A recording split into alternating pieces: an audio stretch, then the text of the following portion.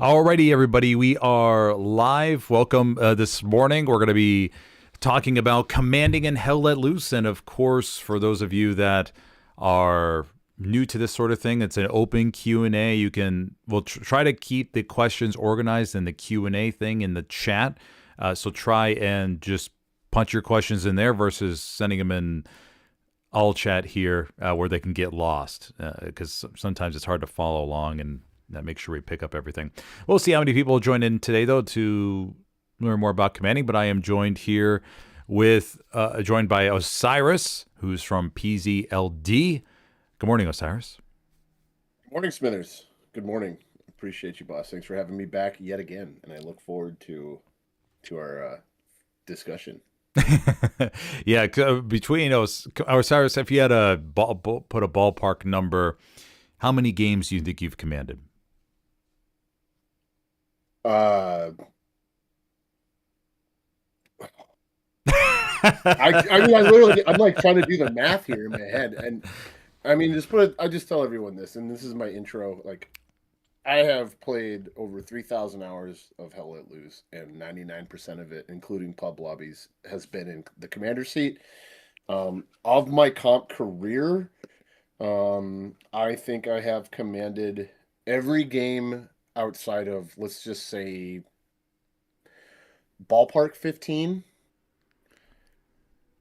So there's been a few times whether I've gone to a new group or like when I was in BZ Arcade, we had my buddy Gadwall, who is a very good commander. So like I would go do if I need to go do something else, I could. But out of the probably 200 comp games plus, like rocking solid 90% of them, 95%.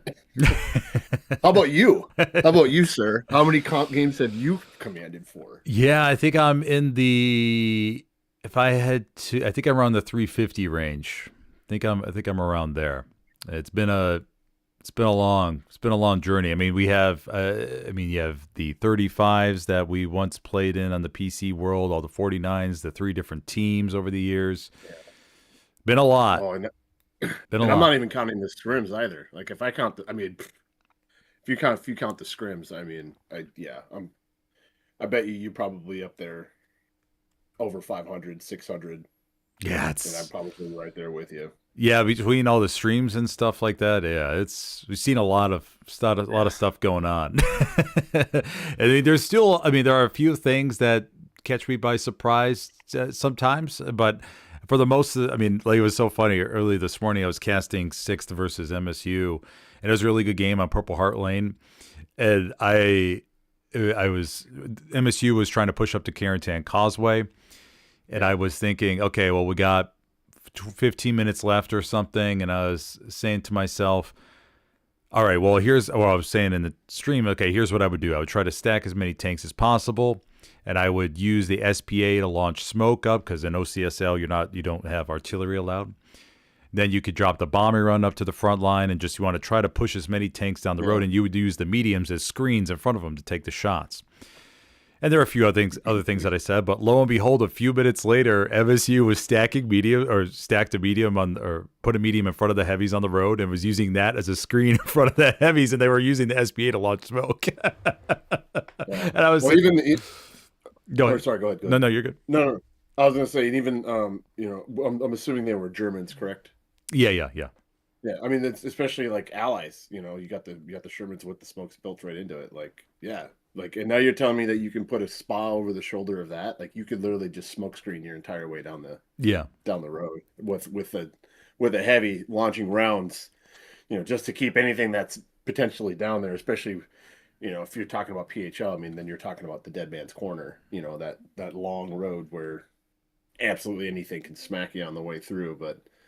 Did it work? Did MSU? It almost did. I mean, they had a really good push. They were shoving everything up the main road. Unfortunately, 6 was just able to hold the ground and had a good staggered presence and shut down the push. But it was good. It was good. I thought it was for the last attempt of the game when you got to just go for it and see what happens. I thought it was really solid. I mean, they did everything they could. So it was really nice to see. But yeah, so everybody, we are going to be talking about commanding today, and if you have any ancillary questions, feel free to drop those in the Q&A. Try not to drop them in main chat because just gotta, hopefully they don't get lost between everything, and I'll try to keep checking it over and over again, or try to keep checking as often as I can. But we're gonna go ahead, Cyrus. Oh, so I figured what I'll do, like we did last week, is I'm gonna monitor the chat a little bit more, and Okay. so if it's all right with you, you can just say, hey, like, what's the next question, and I'll just have it dialed up, and we can just fire right on. Yeah, for Unless sure. there's anything, do you have like a side chat that I'm not aware of because it's your channel, or how does that work? No, it's just literally just the main chat. Yeah. And sometimes people send me questions in Discord. That was just like, okay. I do have my phone nearby, so just in case people do that, sometimes they don't want to ask in the public stream, which is totally fine. I totally get it. I mean, sometimes there's just some things that you don't want to be called out for not knowing. I totally get it. So you're fine. But okay, let's go ahead and start off. We're going to be talking about public streams off the opening. Now, off the opening. Look at me, I'm talking like I'm streaming a game. But we have, last night I streamed a pub stream on Pathfinder's pub PC server, not the console server, but on the PC side. And I did a poll during one of these games, and I was like, hey, should I command the next game? And then I got a pretty good response to say, yes, you should command the next game. So I was like, okay, all right, well, I'll go ahead and give it a shot. I haven't commanded a pub stream or pub match in a little while, but I went ahead and tried it. But I dipped my toes in the water. I just couldn't resist. I just had to give it a shot. And let me go ahead and just jump back to live chat to make sure I'm not missing anything. But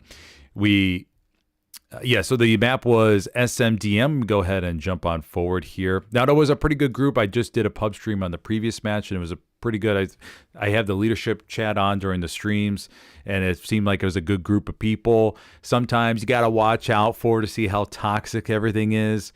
That's why if you see me playing the pub matches, I won't jump into the commander for the first match I play.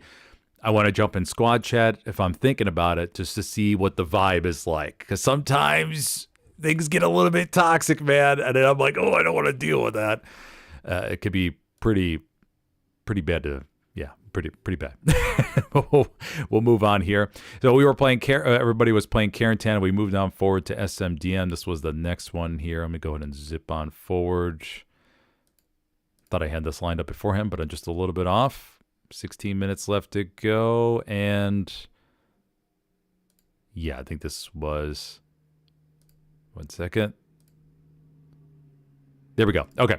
First thing I do in pub streams, now this is where I'll kind of bounce back with Osiris. Remember, everybody, this is more of a casual stream. I'm not taking this too seriously, so once again, if you have anything you're itching to ask, feel free. We'll go jump into the Q&A here in just a second. Let me just cover this opening. But in pub matches, we have the first thing I like to do is grab the supply truck, and I drive on forward, and I will get ready at the wall to go to where my normal garrison spots are. Luckily, this was SMDM, and Osiris, probably just like me, knows where the opening garrison should be on SMDM if you're playing the Axis. Now, in this case, when I was commanding, the first supply truck was already taken by another SL who wanted to put garrisons down himself. That was, oh my gosh, that was such a bonus. Yeah. Like, nice. You can get lucky like that, but I just went ahead and spawned another supply truck. What I like to do with the opening supply drop is I like to drop that for nodes. We all know the struggles in pub matches when it comes to nodes, and I like to make it as easy as possible. And if you look on the map down to the bottom, I dropped it over there into the right HQ. And you'll see me driving up to the front line right there. What do you think, Osiris, so far? Is that what you do? I mean, pretty much, if I'm lucky enough to have someone with a mic. I mean, to be honest, I don't know how the communication is on the PC side, but the lobbies on the console side are pretty rough at this moment. But oof, okay. I'll just talk about like where, I've had a couple of guys with mics or whatever.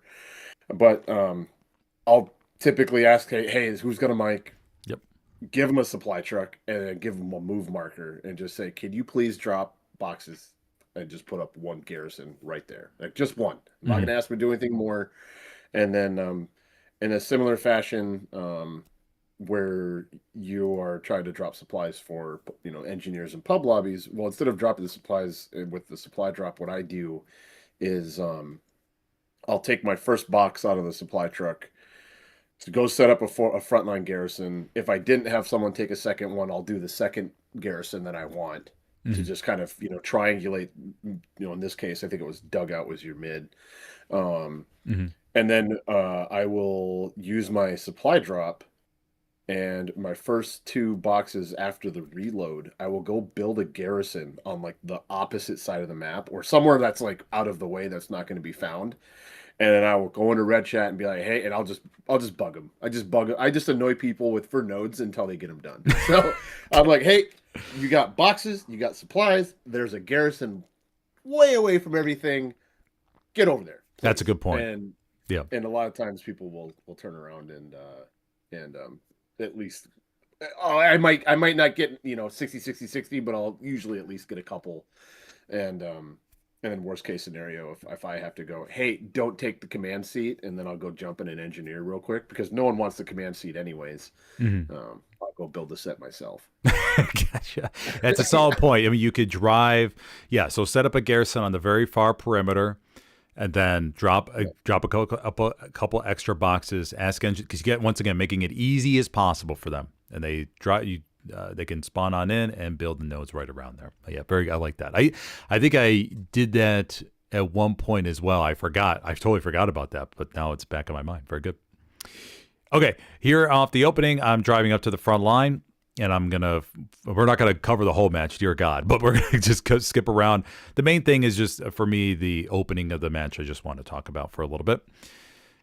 So it's all about driving here. I'm going up to the front. I do the same thing as Osiris. I say, hey, who's got a mic, squad leads? Who's got a mic? Just to get the chatter going at least a small amount, because what I see a lot, when I do pub streams and I listen to the command chat, I hear a lot of silence usually off the opening. You just want to break the ice and just get people using their mics, and just let them know that hey, the commander is talking and he wants to get everything or get people communicating about what's going on during the match. Okay, I use the supply drop off the opening. I'm driving up to the front line. Remember, multitasking and everything to make sure everything's okay. Or, well, I'm using all my abilities that I need to. Drop in extra supply boxes. We have a typical pub match where we have one truck, I think, over to the left. So I'm dropping a box right here. And I'm going to be placing it behind this building just to get one garrison up. Let me just skip on ahead here. But yeah, we have two garrisons. We have one truck that made it to the hard cap. The other truck is struggling back here a little bit. I think we had one two-person recon tank crew off of this one. We got this truck. It's a little bit lagging behind. So your typical pub match. Nothing that looks super organized, but at least we have the garrisons up. I believe, if I remember correctly, one truck got stuck, and you're going to see a big spawn wave come off of that garrison in just a moment. But we'll skip on ahead here.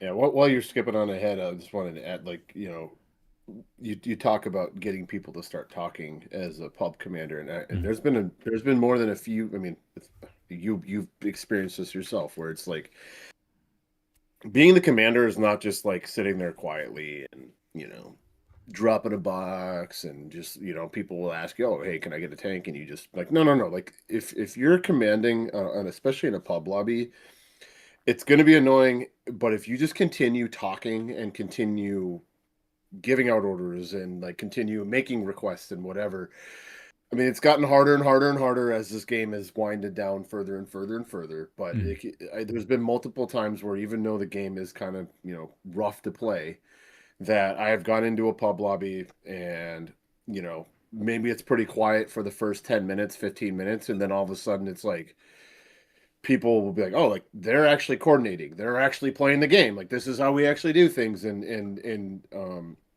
not trying, like, it makes me feel really good when I get to the end of a game, win or lose. One of my favorite pub games was literally a loss, but we tried everything. Like we were doing everything we could. They just had the better team. Like it is what it is. But Yep. they you get to the end and it's like you hear these guys are just like, dude, like this is the first time like I've been in a lobby in a long time that like has coordinated or like tried to play this game in any sort of way that's not just, you know, as people make fun of like Call of Duty or Battlefield. Like no, like this game is all about coordination. And so if you're gonna command a pub lobby, like just keep talking. Just keep talking. Don't shut up. And you know, hopefully you'll get some people that'll start you know, falling in with that. And then next thing you know, you got, you know, a tank crew, if not two tank crews, and 5 squad leaders that are all talking to you. It's great. I love it. Yeah. And even if it's just the little things to get people talking, you have, hey, I'm running a recon. Hey, I'm dropping a supply drop over here just as backup, just so people can hear that going on. I think it offers a little bit of boost to command chat. Okay, let me jump over to chat real quick to make sure. Let's just catch up real quick.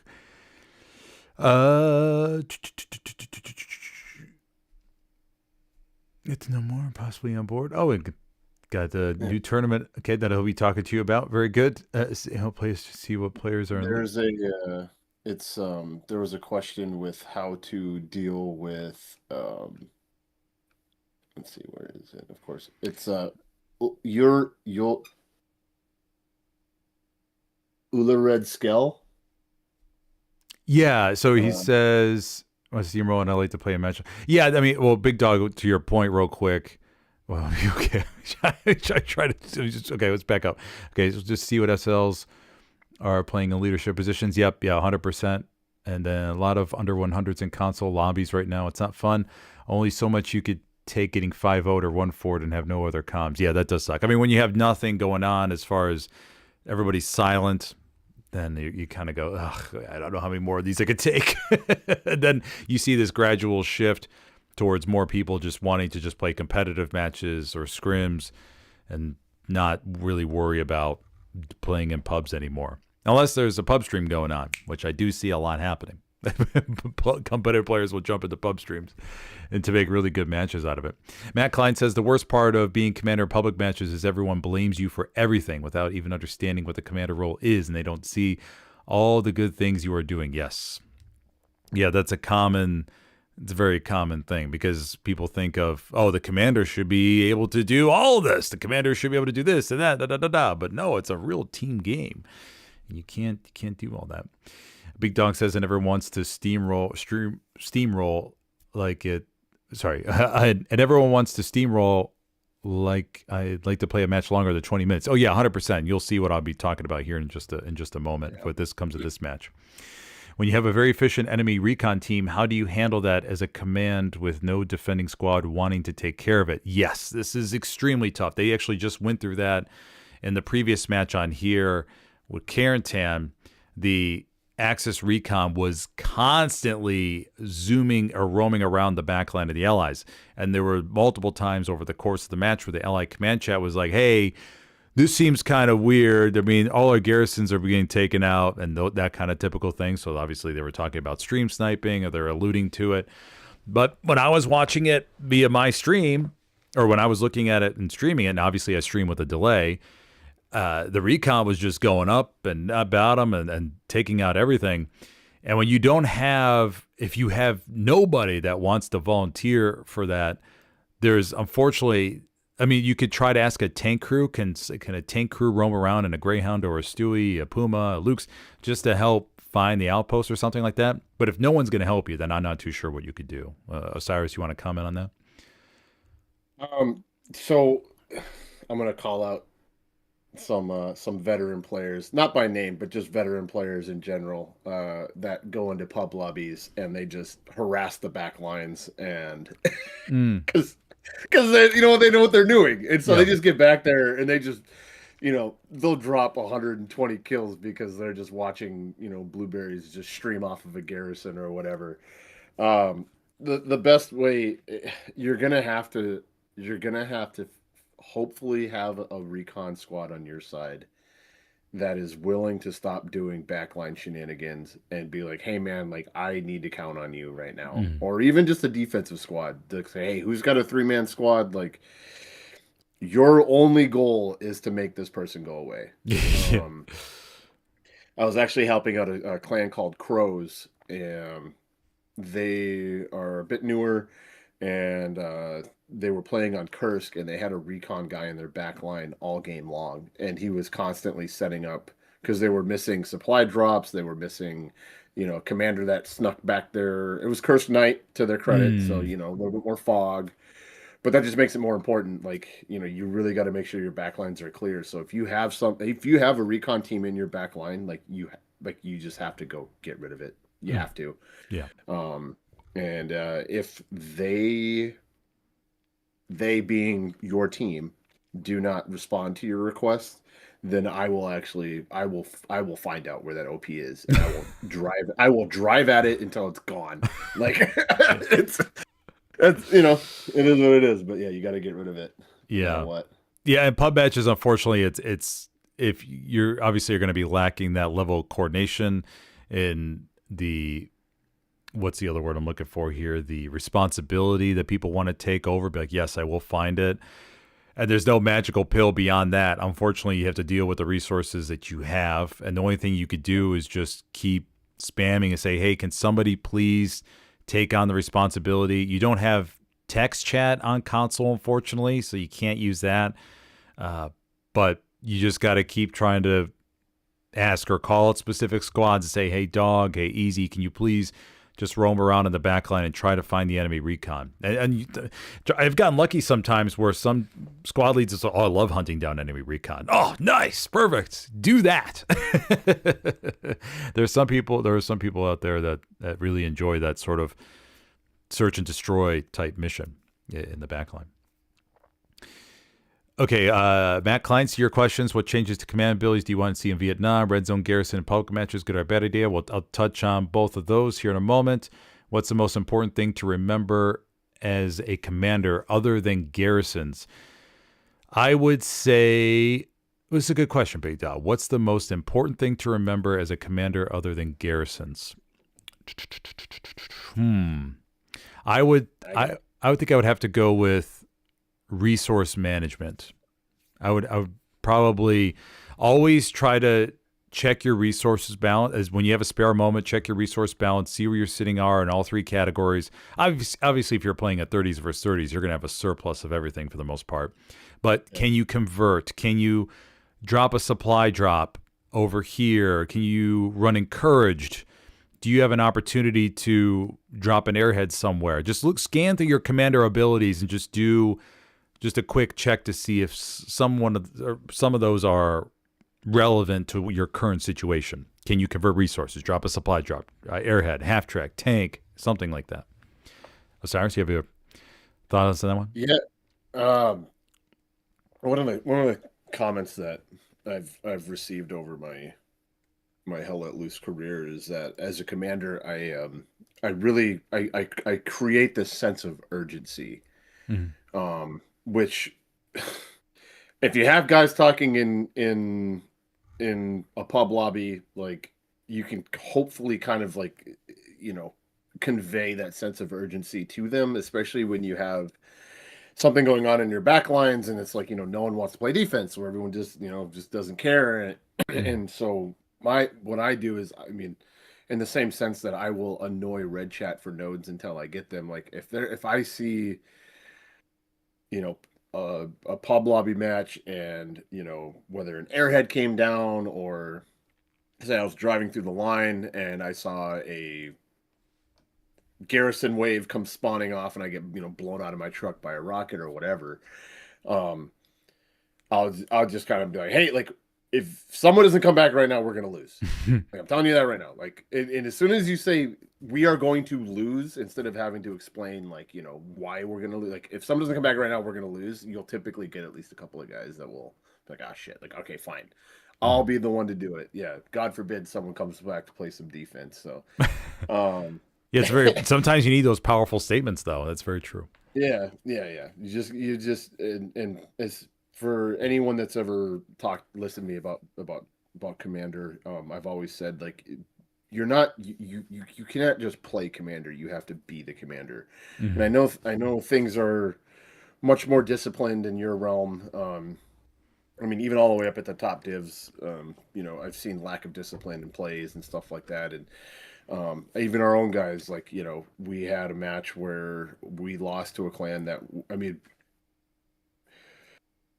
put it this way, guys were not doing their job for the first 45 minutes. And I had a basically like my backup commander he was getting his feet wet and no one was listening to him because he doesn't have that presence yet. And so then I finally came into Red Chat and was like, all right, mother, you know, like, let's get to work, you know, and people finally started falling in line. And, you know, so being a commander, even in pub lobbies, like, I mean, don't yell at your guys because you don't know who the hell they are and they'll just not going to listen anyways. But like, you have to create this sort of presence with your senses of urgency and, you know, really explaining that if this doesn't happen, like you're going to lose.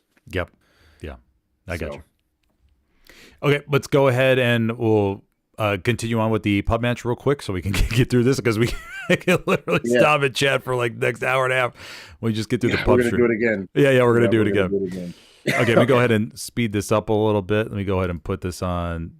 We do 2.0 here and just kind of walk through this. Okay, well, once again, in the beginning, I'm driving around the supply truck. I'm looking for spots to put up garrisons. That's the most important part of my mind when it comes to pub streams, or pub matches. I want to put up as many spawns as possible to give the teams options because we're not going to have a formal line. People aren't going to respond to red zone or garrisons that are blinking for the most part. You're going to lose them over and over again. I want to get them at max as soon as possible. Now, of course, in a pub match too, you're going to have recon units that most likely are going to try to get to the back line right away. They're not going to stick to the front.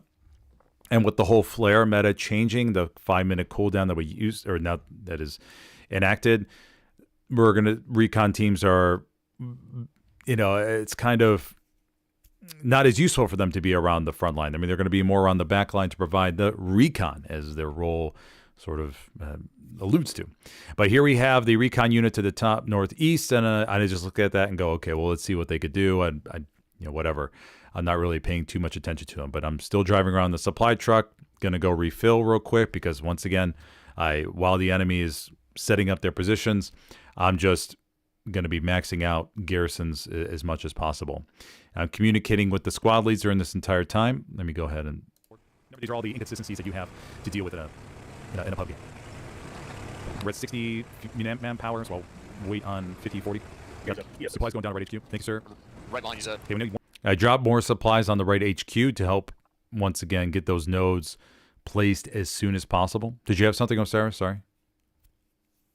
Oh, no. So you're probably, let me turn down my mic here. You're probably catching my clackety clack, clack, clack. Oh, no, you're good. I thought you said something. That's all.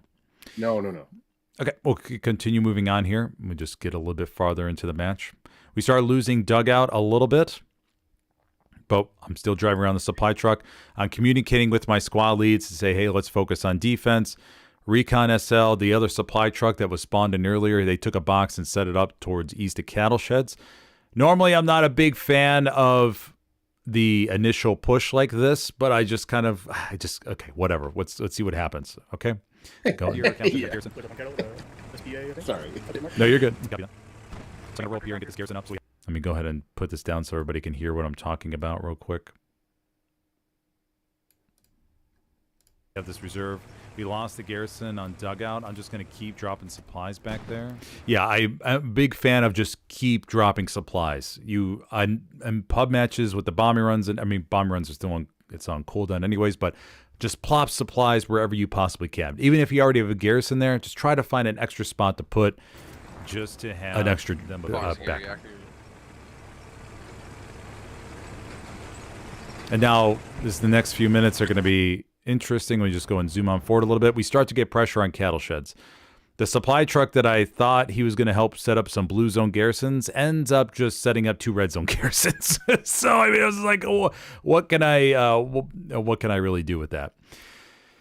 But anyways, 2 garrisons are set up. We start to get cap pressure on cattle sheds.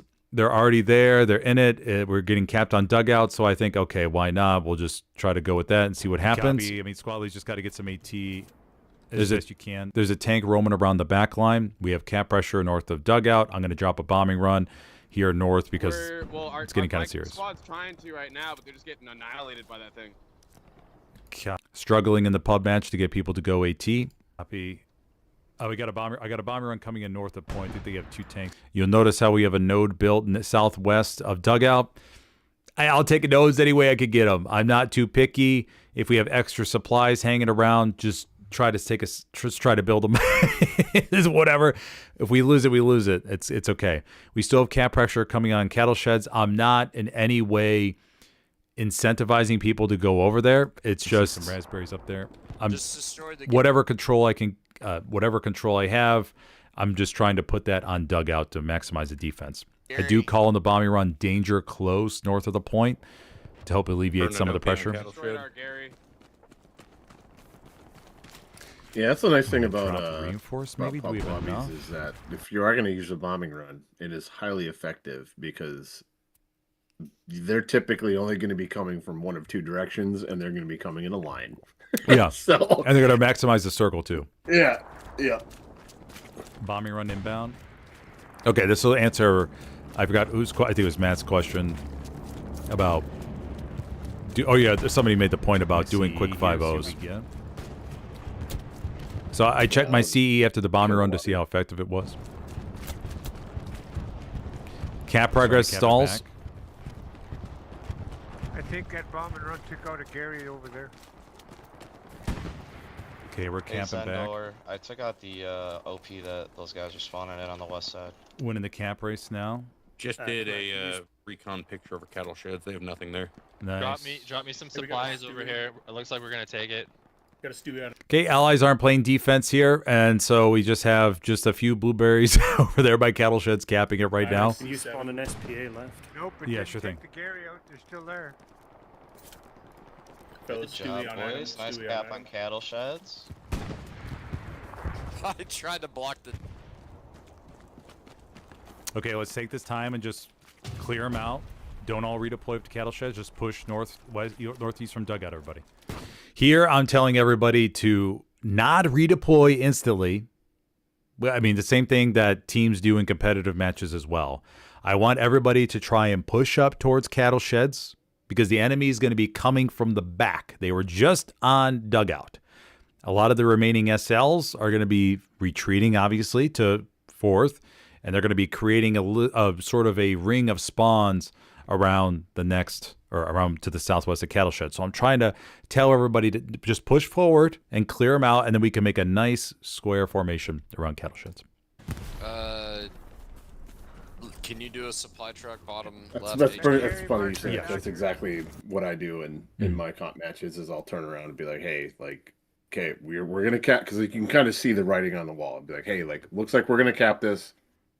Anyone that's up on attack, fan out. Like, just start covering ground, getting firing angles, and then all you guys that are still in the back, like, you're walking.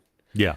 And just start running to point. If you don't, I will typically say, like, fan out if you get, because most of the reset OPs, if they do go down, are probably typically going to be within the first 100 meters of what was the old red-blue line. So I'll say something like, hey, like, if you guys get to, and I'll just put like a move mark down, like, if you get to here and you haven't seen anything, just go ahead and redeploy, and because everyone has like their assigned sectors, especially if you're talking about offset points.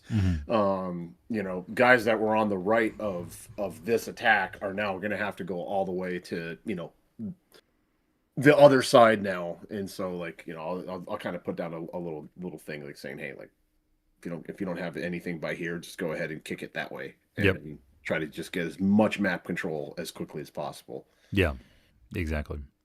Here, one thing to keep in mind, we do have the garrisons over to the east. I'm not sure I'll get to the command chat part of it, but somebody calls out to say, hey, we could rush barn right now and get the quick 5-0.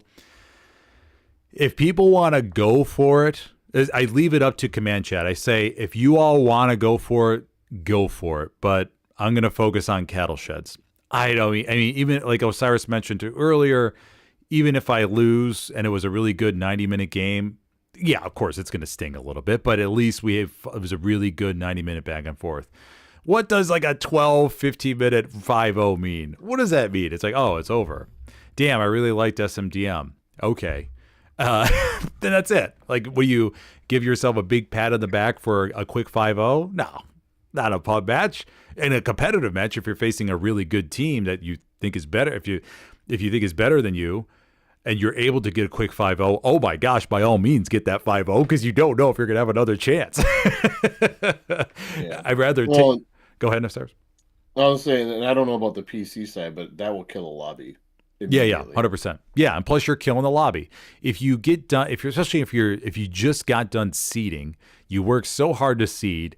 I hate when I'm seeing on pub streams and people just roll on forward to a fourth point and they cap fourth literally right after seeding is done.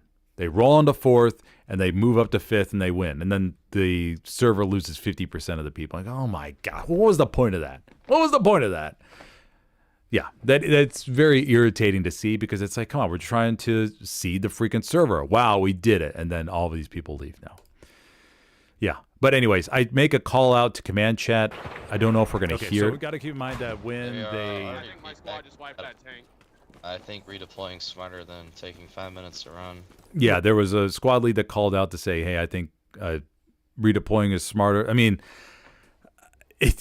you could redeploy if it was a coordinated redeploy. If you said, okay, these two squads are going to redeploy, these other ones are going to push on forward, then by all means, let's do that. But if you have a miscoordinated or uncoordinated pub match where you don't know who's talking, who's listening, you don't know who has leadership command muted, because some people do that too, I don't say anything. All I say is I would prefer everybody to push on forward and move up to cattle sheds. Don't redeploy because you're just, like Osiris mentioned earlier, you're going to have all those lagging people behind. When they lose the points, remember... Team limit reached on Garrison. Copy. Yeah, the classic team limit reached on Garrisons. What I like to do over the course of the match as well is to, since there's no real quick way to... Oh, I don't know, did they add that back as far as counting the Garrisons? Because I know they took it away for a little bit. I don't know if they added that back. But what I like to do is I like to just click on the dismantle garrison button real quick, and I do a quick count to see where our garrisons are. And then it also obviously highlights where they are. And then you can figure out which one to dismantle. Be 1 second. I'll jerk mine, all right? If you are in a pinch, then you can click on the dismantle garrison button and use that manpower, use the manpower up. However, if you have the time available, highly recommend just redeploying and getting on the garrison. Dismantled one of them. Yep. Here it takes a little while to get the garrison up on cattle sheds. Anybody got an updated tank mark? Totally fine. We did eliminate we killed the tank. all their spawns. Let me just go and zoom on forward here real quick. All right, anyways. Hey, Doc, when you get a chance, will you clear some of your back markers?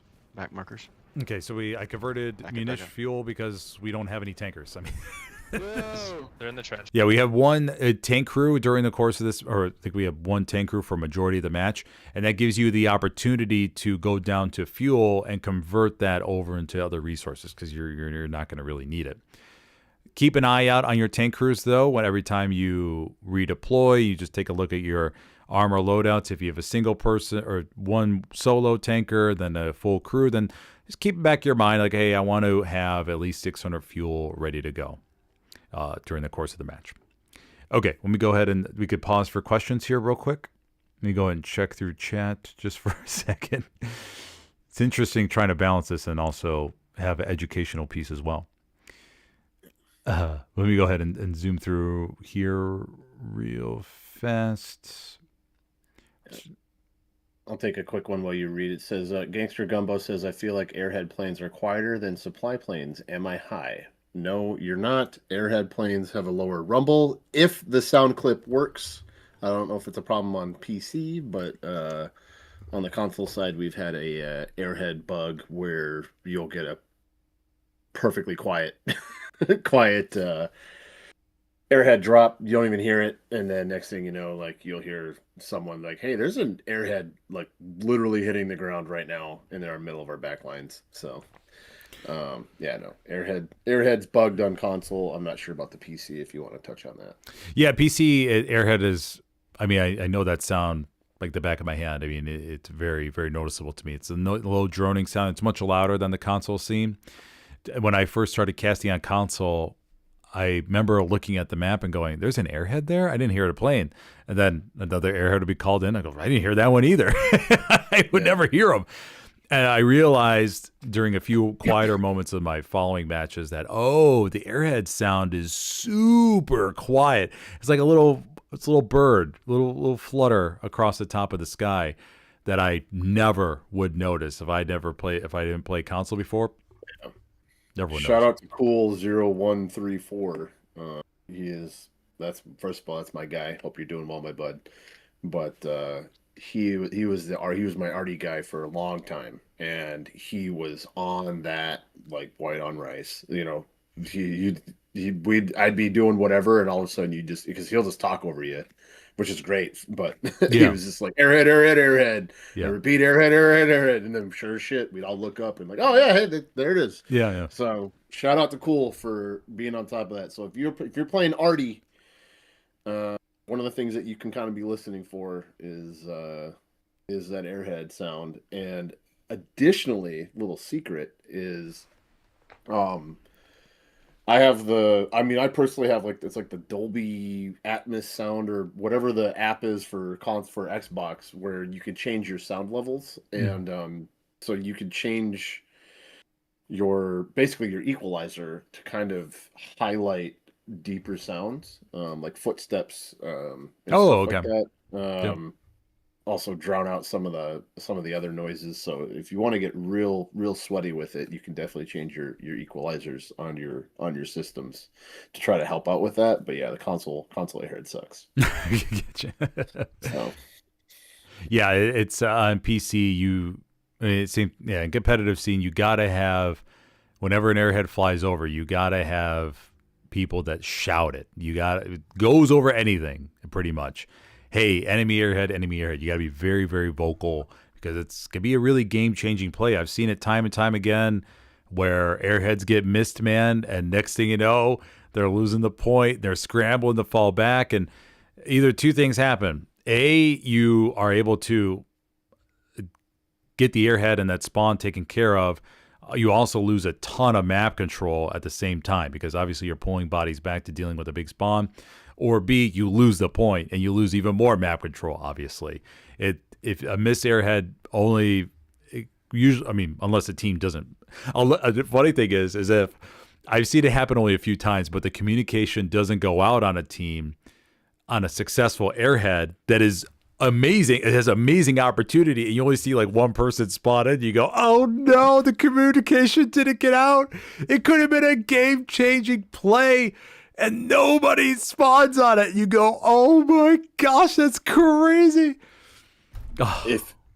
If your commander tells, so I call mine by squads. So I have a couple of squads picked out usually pre-game, like depending on their position and on the map that we're playing, that like, okay, like these are going to be my guys. If I tell you that if this airhead lands clean, that you have to redeploy immediately, you better be looking at your freaking map. Because if it lands clean, you have to redeploy, because it's a 30-second timer, so it lands clean, maybe a couple of seconds to see if it goes warm. And if you don't tell you and your squad to redeploy in that first 5 seconds that the airhead goes down, you missed it. You missed the boat.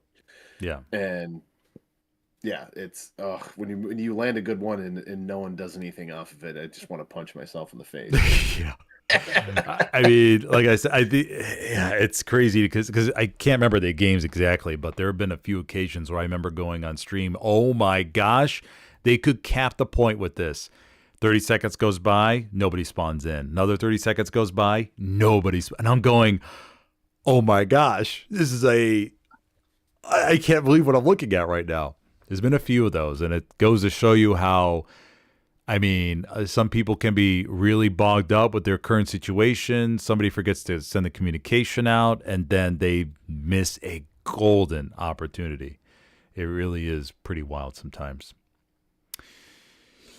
Okay, let's see here. Anything else we've missed? so far. Just trying to make sure real quick. Do you both ever occasionally command in some offensive mode matches as a switch up or just for fun? Yeah, commanding in offensive mode matches is a lot of fun. Although it can be kind of boring sometimes because teams don't defend. I mean, the hardest thing is for pub matches for people to know how to defend. And then it just becomes a quick steamroll. And I don't know. It doesn't feel that good because a lot of people don't know in pub matches that in order to count as sector cap weight, you got to be in the circle. The point cap weight, you got to be in the circle. And time again on the pub streams that I've done for offensive mode, you just see people scattered all around, and you have one person inside the circle, another person, the enemy shoots them, and then literally it's just one person capping it. And you go, oh my gosh, come on, you're losing this point, this extremely defensible point, because only one person's in the circle. Yeah. It can be frustrating. Let's see here. We use a timer reset when the first enemy airhead drops. Helps to keep your eyes open. Yeah, exactly. Yeah, sending timers as well. Tankers will do that with timers when it comes to trying to estimate how many tanks the enemy team has left. If you watch any of my older commander POVs, then before the too heavy limitation came into play, then the tankers will estimate.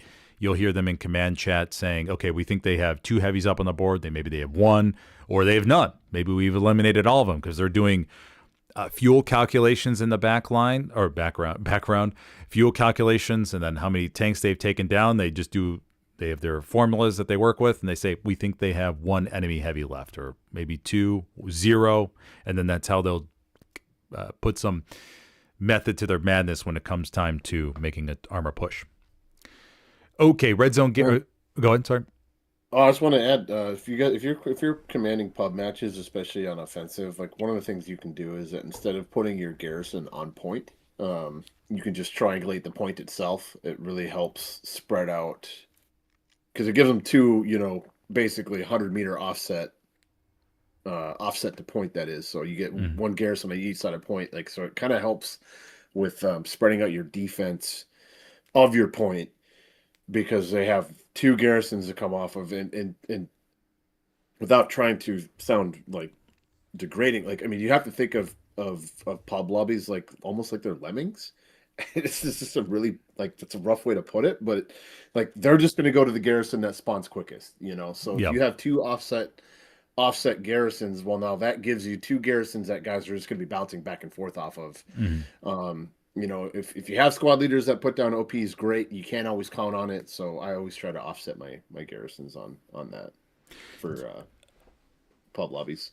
Yeah, when it comes to warfare matches too, don't be afraid as a commander to dismantle offensive garrisons. If the team will not listen to you and they just keep spawning in the red zone or far away from the defensive point, then dismantle it. It's a sort of your last resort because you hate to lose a garrison. But if nobody will listen to you, man, you're like, hey, we got to defend. I mean, some of the best points in pub matches that I've seen defended are when they're down to 1 garrison because nobody has nowhere else for them to spawn. And they'll all stack on the defensive point, and then they'll hold it. It's pretty... It's a brute force method, but I've seen some commanders be very successful with it because that's the last option that you kind of have, and you sometimes have to resort to it. Oh yeah, but yeah, Matt Klein, your red zone garrison in public matches, good idea or bad idea? You got to get a feel for the type of team you're working with and what their level of discipline is. As I mentioned before, in this match we'll touch on here in a second, but that ended up being sort of the Achilles heel of the team was too many red zone garrisons and blueberries spawning on them and being away from the defense, unfortunately. Yeah. I did have a question from Batica24. Did you have a video of OTT from Friday night? ? Oh yeah, I did. It's in this stream. It's in the Pathfinders. I just haven't renamed the title. It's at the beginning of this stream though. You'll see it in this stream. It's at the first hour and a half or something like that. Yeah, it's part of this mixed stream that I do. Trying to figure out ways to, because when you think about the Twitch stream, the big Twitch streamers and all that kind of stuff, when they're streaming, they don't start a topic and then end the stream and then start a new topic, right? They keep on going and going and going, and they just change the titles of the streams as they go along. And that's what I'm trying to do with Hell Let Loose when it comes to getting as big of an audience for these games as possible. Because if I were to end one stream and have, let's say, 175 people watching it, and end that stream, start a new stream, then you're starting back fresh. And then plus with the delayed YouTube live notifications that a lot of people mention sometimes in chat, say, oh, I didn't get the notification till like 5 seconds ago, and the match has been going on for, let's say, 45 minutes or something like that. This way, it keeps the stream going, and that way you can compound viewers to get as big of audience as possible. And I'm going to try that. Tomorrow will be a really good example where I start my first game is at, I think, 2 p.m. Eastern, and then the last game is at around 8 p.m. Eastern, and that's going to be one continuous stream for all the games to compound those viewers. But anyways, that's a side topic. We could touch on that in the streaming thing that we do. I had a buddy from Fins Let Loose come visit me during the game, be like, hey, a big fan, da-da-da-da. We'll just keep going here, though, and just cover the rest of this pub stream, or this pub match I commanded. But yeah, here we're in cattle sheds. We have a far left-hand side Garrison, the Garrison cattle sheds in the east one, trying to create a nice sphere around cattle sheds of spawn points so that people can spawn all different places around, and they could tack in, they could tack out, offer them options as well. The enemy, luckily, is good enough where they're forcing us sort of to form a front line. We do have a gap here. I do try to do a little bit of micromanagement when it comes to reallocating spawn points, but not too much. The big difference between competitive, or another big difference between competitive matches and public matches, you don't know the skill sets of all the different squads. You could have a squad that's lights out and doing a whole bunch of work, and then you can have another squad that's just limping along. They have a level, their average level is 25. They're just trying to hold on for dear life. In competitive matches, you could easily say something like, hey, Able Squad, can you fill this gap? Perfect. Okay, Able Squad will fill that gap. And Baker Squad, go over here and fill that gap. Great. Because you understand their skill sets. In public matches, you have no idea, man. You could ask a squad to push up and fill a gap here, and then they get annihilated within seconds. Because once again, their average rank is 25 versus another squad who, say, is level average 240 or something like that. You got to keep those things in the back of your mind. You can do a quick check on the personal stats page, but obviously that could take a lot of time. I'm just looking for overall spawn capability and making sure that we have options available to collapse back to the hard cap if we need to, or push from different directions. We have a Garrison down there in Gardens. I'm trying to frequently drop spawn points all around, calling out pings, relaying enemy infantry markers around, just to keep that all nice and fresh. But the overall, the map situation doesn't look too good. Looks good, being up 4-1 with an hour and 11 minutes left to go. And of course, the squad leads are asking if they should push for the barn on 5th, but I am, once again, I'm not looking for a quick 5-0 in a pub match. That doesn't mean anything to me. I'd rather have a really good long game. We'll go on here.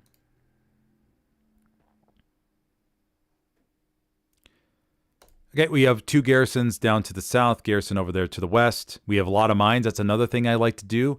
Once again, in PC world, you have the opportunity to type, and you could say, hey, everybody, I would like it if we were able to max out an AP and AT mines, and that way people are going, oh, yeah, sure, I could do that, it's no problem. And then you see a whole bunch of mines all across the map. I like to always call that out because it's like an extra little bonus thing. Hey, max out an AP mines, max out an AT mines, just to see the map build that up. And plus players, it just takes them a second. They usually don't mind doing it versus asking players to build nodes, which can be kind of time consuming.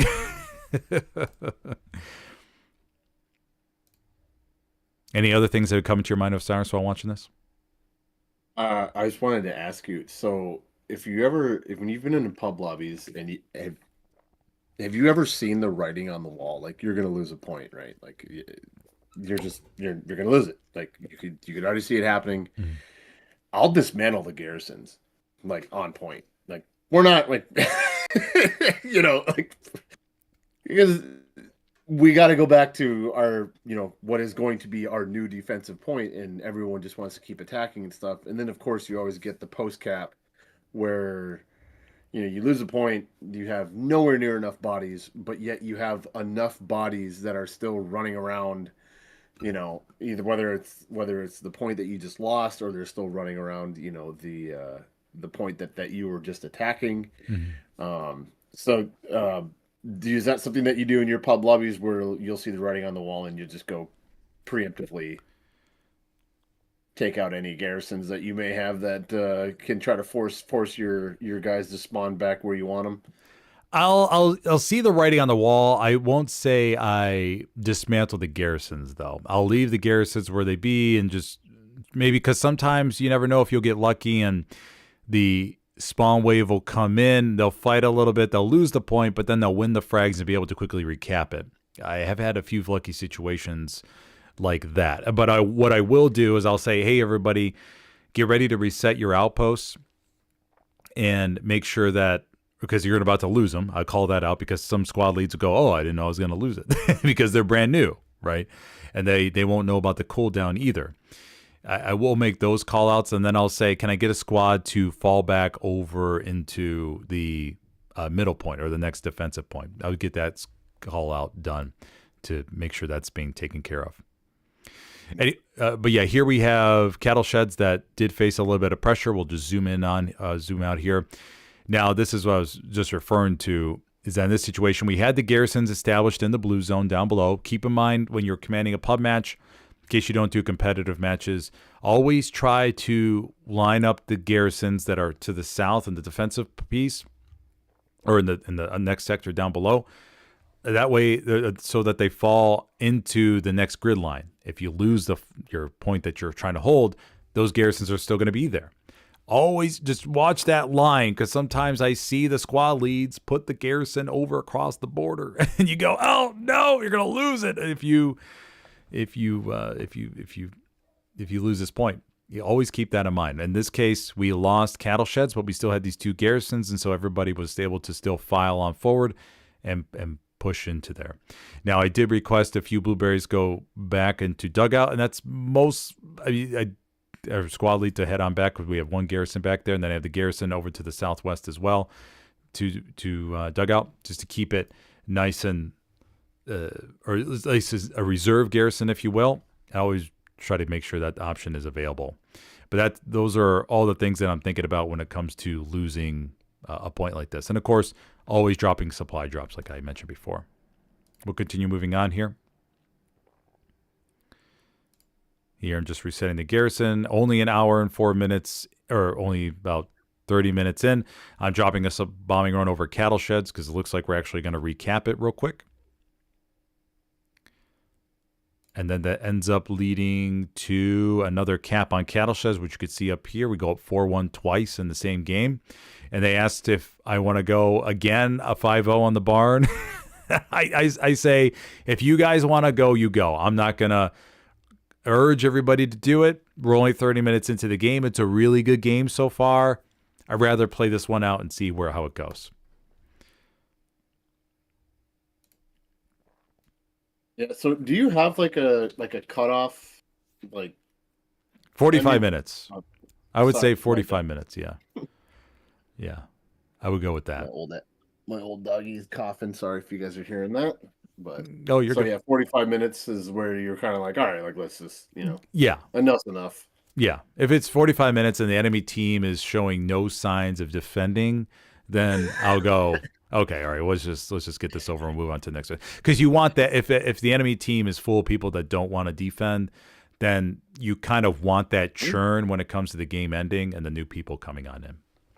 Time to send the horse to the glue factory, as they say. So. Yeah, exactly. Okay, let's go and take a break for questions real quick. So let me see, Matt Klein. How does Smithers style commanding differ from Osiris style commanding? Oh, you know what? I have no idea. I don't know if we ever talked about like a good side-by-side comparison is what that would look like. So I'll just put it like this because, so for those of you that don't know, I actually was invited to try out for Helios, which was an honor. So thank you, Smithers, for that honor. Did not work out. That's a whole different story. But needless to say, like the level of play at Helios and discipline to the commander requests. First of all, their strats are much more like they have a step-by-step process. This is what everyone knows what they're going for, and because they are very disciplined players, like you don't really have to be as vocal as a commander. And so, like for me, like for anyone that knows me, I'm very vocal. I am constantly feeding information. I'm constantly calling out, you know, guys that may or may not have gotten away from their lanes, or if I see a hole or whatever, like. So I am talking nonstop and driving a truck and looking at a map, whereas like Smithers, like at Helios, because you have the skill level and the discipline that you have. I mean, I never was in a game where you were in there as well because I was your spot fill for whatever you were doing that day. But I noticed that not only is it significantly quieter in general. You also have to understand, for you console players out there, that these guys have like 8 comms channels. I literally have. Hold on, where is it? This is what I was playing with. This is called the Tartarus Pro, and literally all of these buttons down this right here, those were all comms channels. Like that's like, so it's not nearly as hectic, and so it was a very weird feeling to come from console to PC, and you just have this like quietness. Yeah. I'm just like, okay, like, all right, cool. But the great part is though, is that like, you know, and I know some of the guys over there, you know, without, you know, talking negatively. I mean, I got told I was a little micromanaging, which I am. I'm the most micromanaging commander in all of console. I guarantee it. But no, like it was really nice though to be a commander at Helios for a couple of games and be like, hey, like, I kind of see this window of opportunity. Armor guys, I want you to push, and let's get a couple of MGs that fire over the tanks, you know, to keep any potential infantry players or AT players under suppression. And it just happened. And I was like, what? So, anyways, but yeah, if you want to go and talk about your style, absolutely. Yeah, on the I mean, I've gotten a few DMs asking about command structure from the console scene, and well, as far as wondering what my advice would be to teams that are growing larger and how the structure works, because they watch the commander POV videos and notice, as Osiris mentioned, how it could be quiet sometimes, or a majority of the time. And what happens we have TeamSpeak, obviously, on the PC side, so we're lucky to be able to use that. And we have, as Osiris mentioned, all these different channels. And in TeamSpeak, I can make essentially a phone call over to artillery real quick and say, hey, can we zone in on this area to take out these tanks or this MG? And then the infantry SLs can do the same thing. They can ping arty real quick and, hey, can you zone on this MG? And all these different things are going on. From a structure standpoint, from our roster, the commander isn't going to be involved in every little decision. It's more of, at least for our Helios function, and I think ESBT and WTH function relatively the same way too. You have the commander that looks over everything and sees, hey, maybe do we need to adjust this garrison, this outpost over here? Maybe the squad lead can fill in this gap, that kind of thing. And the frontline SLs, on Helios, there was Huzzah, which you'll hear in commander POVs, or Widow, that are out there making decisions that I necessarily may not hear because it's not relevant to all of command chat. We have the command chat on the PC side, and they'll make those decisions as far as the micro movements on their side. And I'll just let them be, and I'll notice the movements on the map. Now, when it comes to my job, I'll go and say, okay, well, hey, did you guys know we're missing this gap right here? And then one of the Huzzah or Widow will say, oh, we didn't notice that. Okay, well, we'll send this squad lead over there to fill that gap. And you'll notice all these shifts over the course of the match, which is really nice.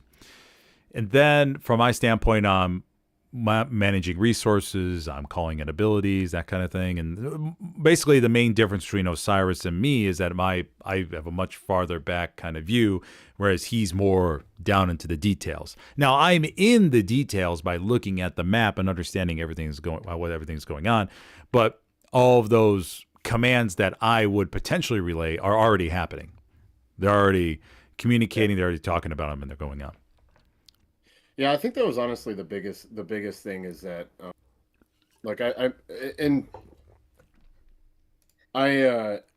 remember one of the feedback that I did get from Helios was I asked your tankers to make a move into point with gun right, and like that's just like to me like I was just like, oh, like yeah, they can just roll into point gun right, and they kind of took it as like, why is this guy like clearly that's what we're gonna do here.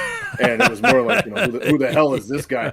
And I wasn't, and that's honestly where a lot of my problems have happened in the console community, where I'm not trying to insult you. I'm not trying to, you know, if I'm going to insult you, I'm going to let you know I'm going to insult you. Yeah. But like, no, like I just make these calls because it's just like, oh, like I'm just going to say it to say it because, if we ever do a strat review or stuff like that, like. A lot of my stuff is down into the details, like you said. I'm very much into the details because the way that I look at it is that the more detailed that I am, regardless of player skill that I'm talking to, is that in case they forgot, in case, you know, someone wasn't thinking, or how you just said like, oh, like we forgot we didn't have an OP here, like whatever. Like if I'm more detailed, especially when, you know, the crap hits the fan. If I'm more detailed in my instructions and more detailed in the strat and all that kind of stuff, well, then that means that these guys, when the chaos is happening, because that's when the games are lost or won. It's when the chaos is happening and stuff is going crazy. We all see it at the last, you know, there's always a last 10 to 15 minute push where you got multiple tanks coming in, you got this and that coming in.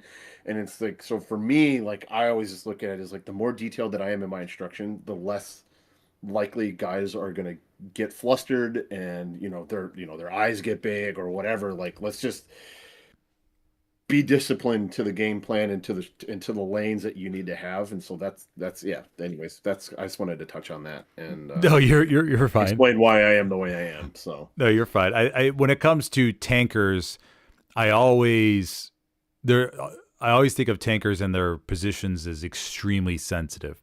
They're kiting hedges. They're behind certain buildings because they know of certain angles. And if they move 5 meters this way, 5 meters over that way, then they start getting shot.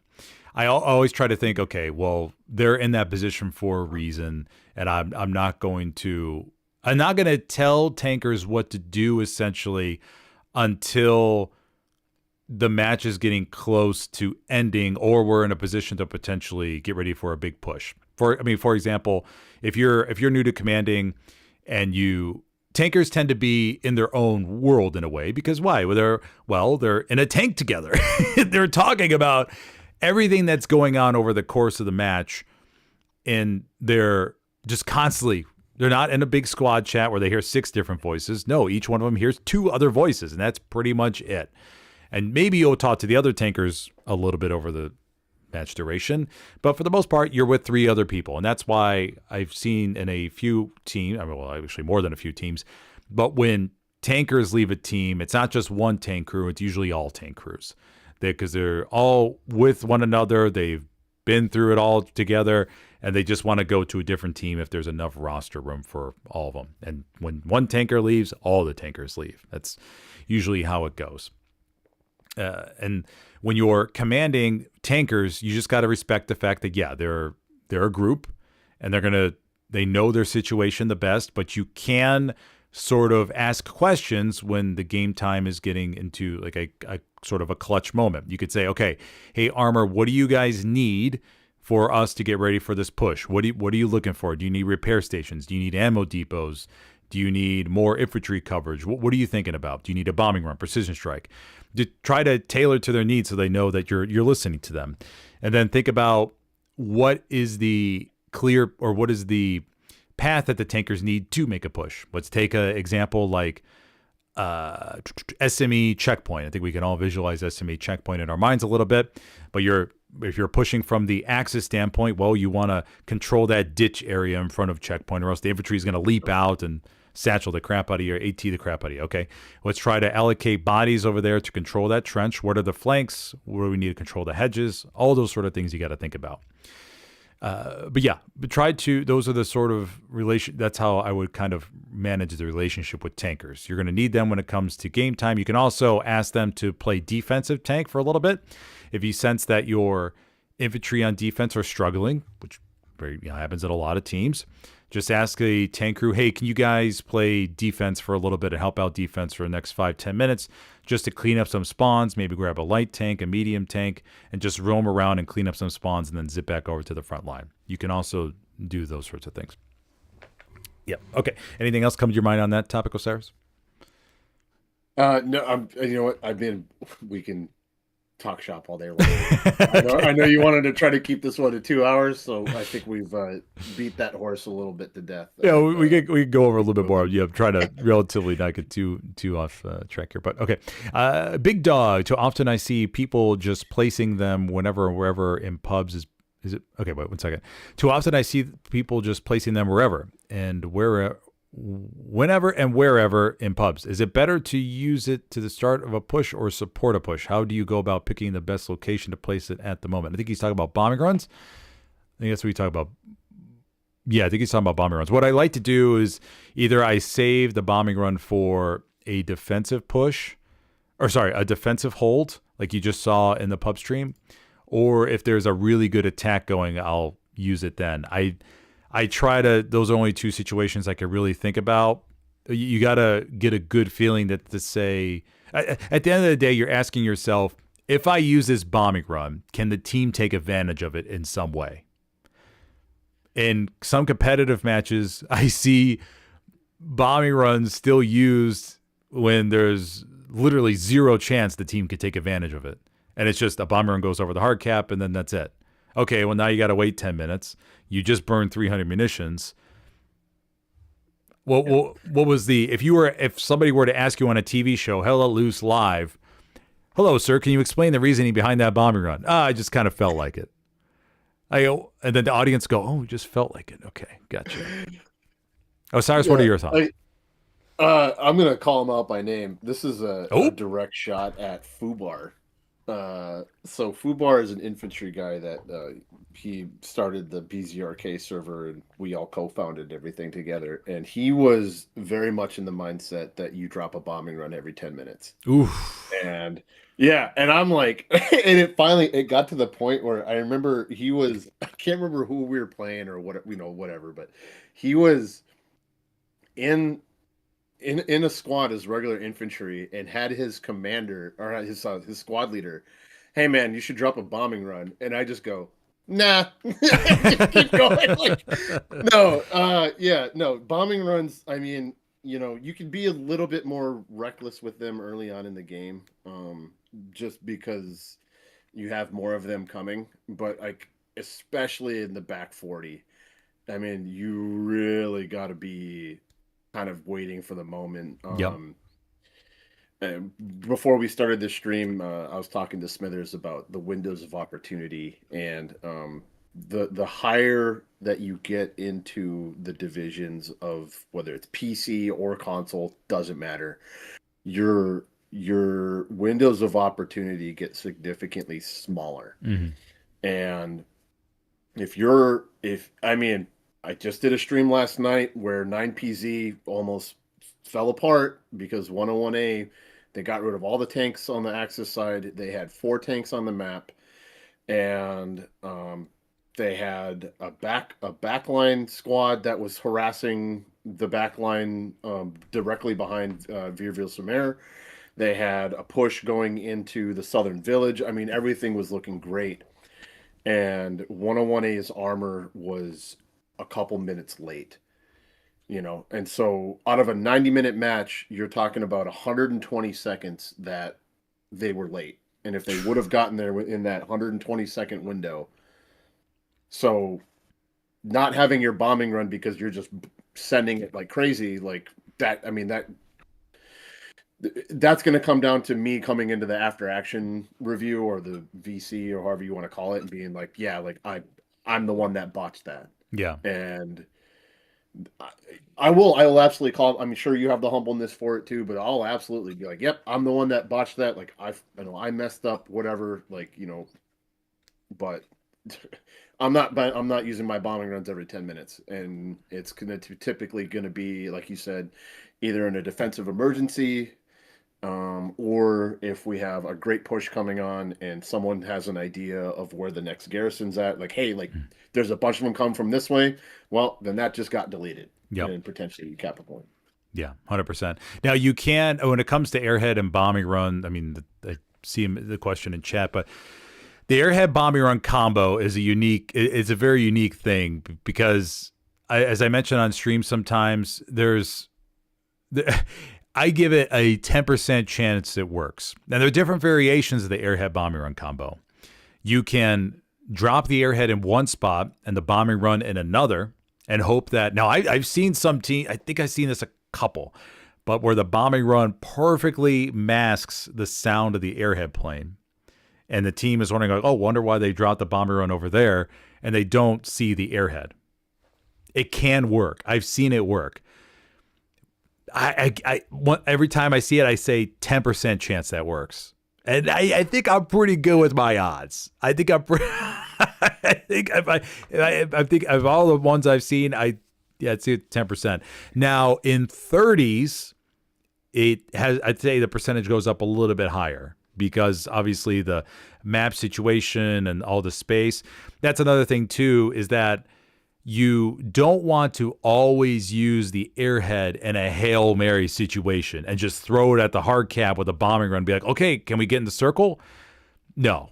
You want to, this morning was a good example actually between 6th and MSU, where 6th dropped their airhead very far away from the action. You're not in a time crunch. Well, most of the time you aren't in a time crunch.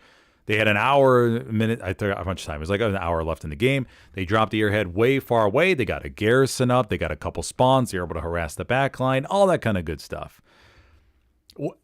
I don't really like to see teams throw massive, risky plays one after another, and then the team looks at that and goes, oh, wow, we just burned 300 munitions, 400 manpower, and whatever else you burned during that whole time as well. And then plus the cooldown. You got to think about it that way, is that you also use the cooldown. To me, that's not what you should do because it sort of demoralizes the team in a way. Yeah, there's a 10% chance it could work out, but the 90% chance the team is going to see you just use all those resources and you got nothing out of it. I don't know. I'm more on the conservative nature when it comes to dropping the airhead as far away as possible, unless you're in an attacking situation, of course, where you can use the airhead to help you out your attack. I do have a video on that on my education playlist where you could see Omen used a very good airhead in an attack against Climbers United. It was on SMD on Pierce Farm. And then there's also the other educational videos in there, but you can see that one as a good example. Do you have something to say, sir? Sorry. No, well, yeah, I do have something to say, but no, I'm just no, go ahead. It's definitely more successful in 30s, like you said.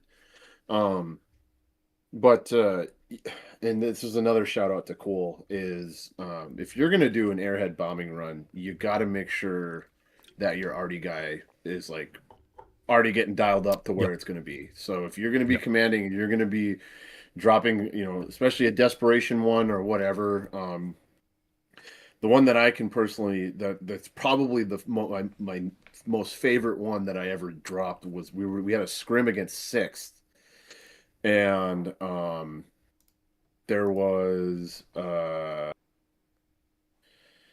think there was maybe 8 minutes left on the clock, and we had somewhat of a good push coming in, but needless to say is we dropped the airhead, we had smokes coming in, and then the guys coming off the airhead immediately have, and this goes for any airhead that you guys do near point, all you guys that come off that airhead, you got to start chucking grenades, chuck your smokes, and this goes back into, I talked earlier about, the chaos of things.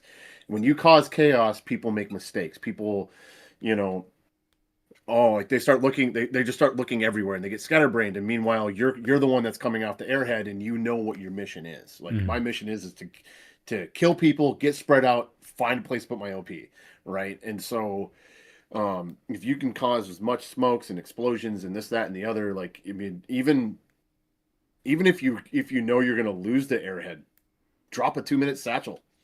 You know, like get real nasty with it because that attention turns everything inwards, which in theory, if you've caused enough chaos and they have to commit more people to trying to find this airhead or deal with the problem, that allows your line to push up. And that's exactly what happened versus 6 in this scrim is I dropped it on AA network on SMDM. We had a couple of guys get off of it. Smokes came down. 6 couldn't find it.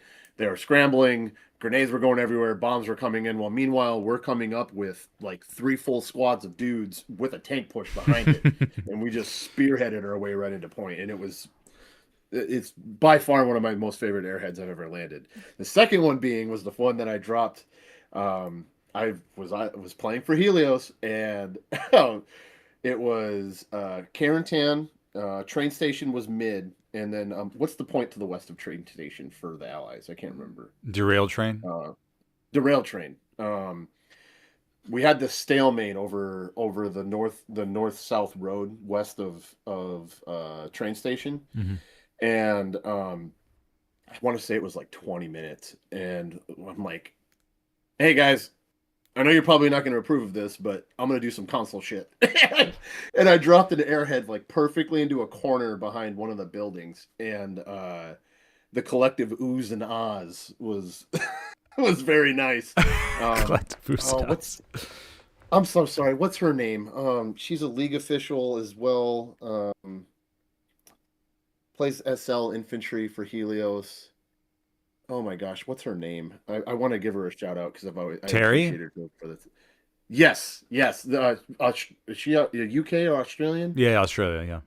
Yeah. So that's her. Yeah, she was like, she came off the airhead. She's like, what is happening? Like, it was great. But you are correct though. Like, you gotta know when is the time to call it. Like when.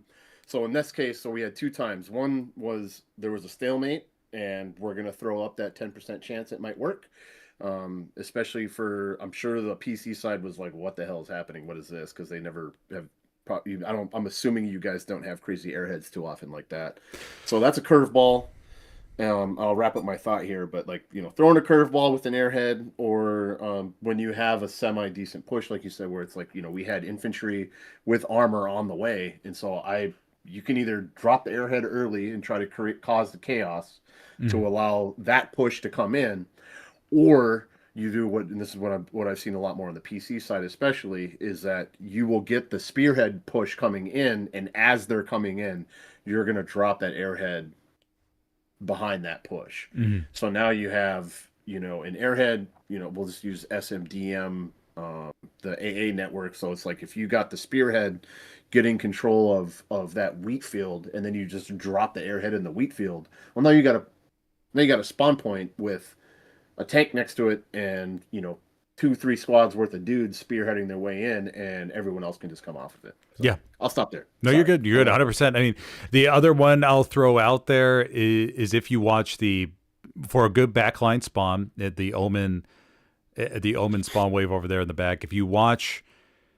Another opportunity for an airhead there, it would be if you have an SL in the back line in the red zone and they are getting ready or they're trying to find a spot to go for a garrison, you have to keep in the back of your mind that the enemy team most likely is having a minimal skeleton crew in the back line. Very minimal. Just maybe 2-3 people for most of the time. If you want, you can also use an airhead as a diversionary tactic. The airhead is going to go over. The enemy defensive squad is going to look at that and go, oh, well, they're trying an airhead play. We're not stupid. We're going to go dismantle it. Meanwhile, your red zone or your garrison guy in the back line is like, great, they're distracted. I'm going to go over here, set up this garrison, and we're going to spawn bomb this puppy right into the hard cap. Just another option for all you commanders out there that are thinking of different ways to sort of because to pull those limited resources that the enemy is going to have on their defense. Just something else, a little food for thought. Multiple ways you could use the Airhead bombing run combo on the hard cap.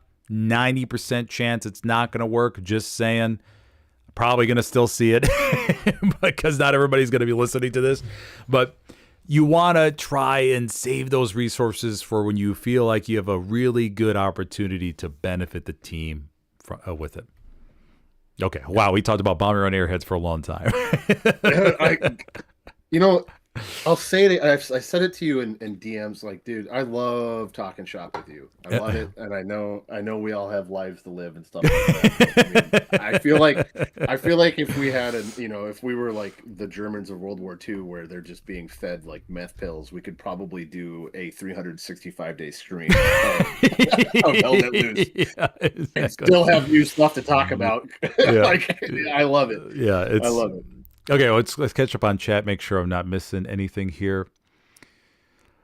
Okay, got a whole bunch of messages to catch up on real quick, everybody. Let me go ahead and check the questions. Make sure nobody's pumped any new questions in there. We answer Big Dog. Hamza says maybe it's important to talk about when to time airheads plus bombing runs or airhead plus strafer runs. Oh, yeah, I actually there's a video on my educational channel for the timing of bombing runs and airheads, if you want to check out that one as well. But I think it's 20 seconds or so after you drop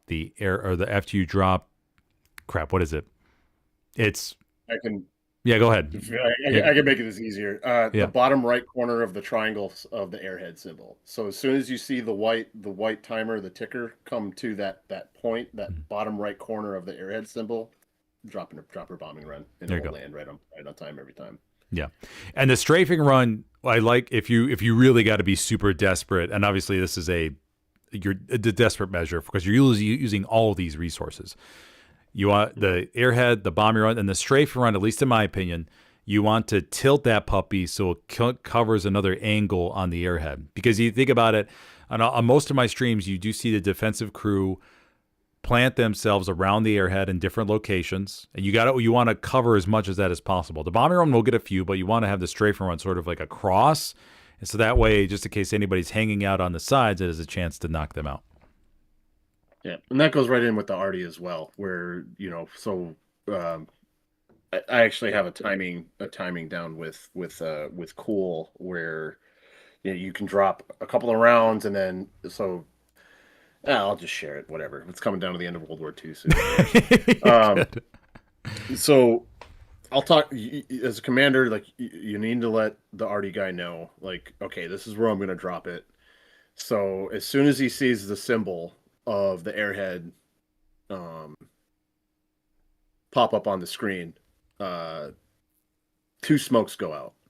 So 2 smoke rounds will go out, and then you do HE, and then as soon as the actual airhead symbol hits the ground and it becomes an airhead, you send 1 more smoke, because then that smoke will land as the spawn wave is coming off the airhead. Yeah. But after that though, so say you set the bombing run this way, well then you're gonna start shelling everything around it, and then in to talk about what you were talking about with the strafing run is definitely want to change that angle from the bombing run, but just it's gonna be point to point and where you drop it specific, but look at the map, there's a hedgerow right here.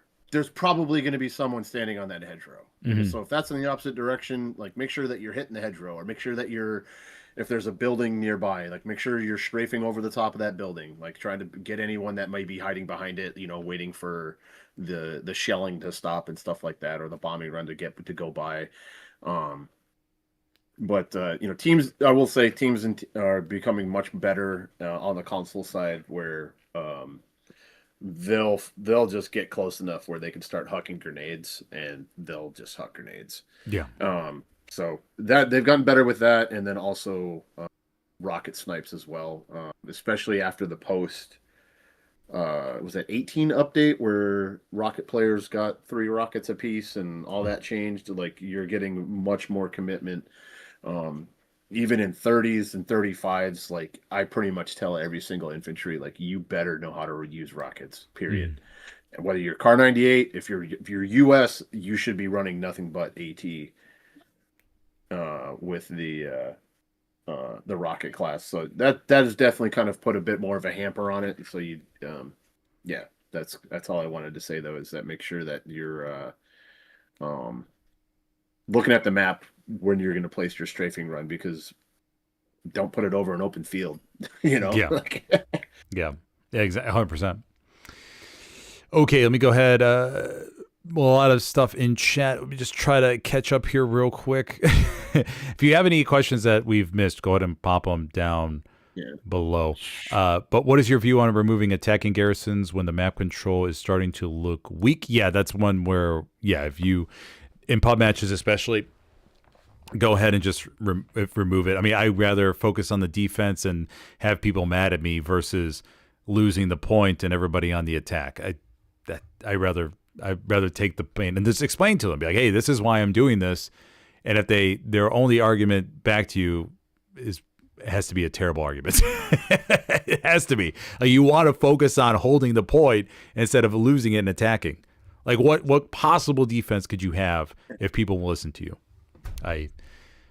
For those that would be mad at you, what defense could they have as far as you removing the attacking garrison? I mean, that's pretty much, if you know, I already talked about it, even defensively, where it's like, we're going to lose this point. Like, I'm just going to start getting rid of as many garrisons as I can, even in our own blue zone, if the writing is clearly on the wall. I would much rather set ourselves up defensively instead of, especially in these pub lobbies where it's like I talk about some veteran players that like to go roam the back lines and take advantage of these blueberries. Like, that they're already on to the next point. And so trying to force them backwards is trying to force your own guys backwards is sometimes it's a must in these pub lobbies. Yeah, 100%. Okay, let me just see here. Iman Horgan, I am newer to command for resource management. What is your strategy for converting resources? There's certain ones you always convert when you can, and others when you keep on hand, or you keep on hand. Every pub match is going to be different because in the competitive scene, you have a static sort of approach where especially in 49s, you're like, okay, well, I'm going to have 3 heavy, I'm going to have 3 tank crews. I got to focus on getting enough fuel. I'm going to be prioritizing fuel. Most competitive commanders out there will say, oh, yeah, I'm prioritizing fuel every single match. Unless you're in 30s or 35s where it really doesn't matter too much. You really have a lot more flexibility because your manpower isn't being drained by people dying every 2 seconds. It's really interesting when you get to like high, really, when your team is struggling a lot, you could tell because your manpower is just disappearing, man. And you don't have enough to convert because usually manpower is sort of like that extra buffer where you can convert it to fuel, munitions, depending on what you need. But for really good games, when your team is getting slaughtered by MG42s or artillery on Foy, where you're just dying and dying and dying, then you don't have that luxury. If your team is winning the frags and they're looking good, you're going to have a lot of extra manpower. But for public matches, if you're commanding, you kind of got to get the feel for how the team is doing. As far like this game here, it was one of those things where I only had 1 tank crew. I knew I could convert fuel. I just kept converting fuel for the first 45 minutes. I'm actually just going to do a summary of this pub game because obviously it would take us another 45 minutes to an hour just to cover this in full. I'll do a separate video and I'll upload it. But for the commanding during a pub game, I get a feel for the team. If we're not heavy on tankers and they're just fine using the free tanks, or maybe it's like 1 heavy every 20 minutes or something, then okay, fine, you really don't need to worry about that. Then you can convert fuel to manpower munitions, depending on what you're suffering on nodes with as well. You got to keep that in mind. Every commander is going to suffer with nodes getting taken out, struggling to get them rebuilt or even built over the course of the match. And you can work with it, or you can figure out how to what am I trying to say here? Work with what you got in a way. Most of the time, though, in pub matches, I will pull from fuel because pub tankers aren't that great, and AT players usually can make up the difference with satchels and rockets. I would place my bets on getting more munitions and more manpower. But once again, use your abilities wisely. Don't just randomly pop a strafing run just because you think it sounds cool. Once you use that 150 munitions, man, it's gone.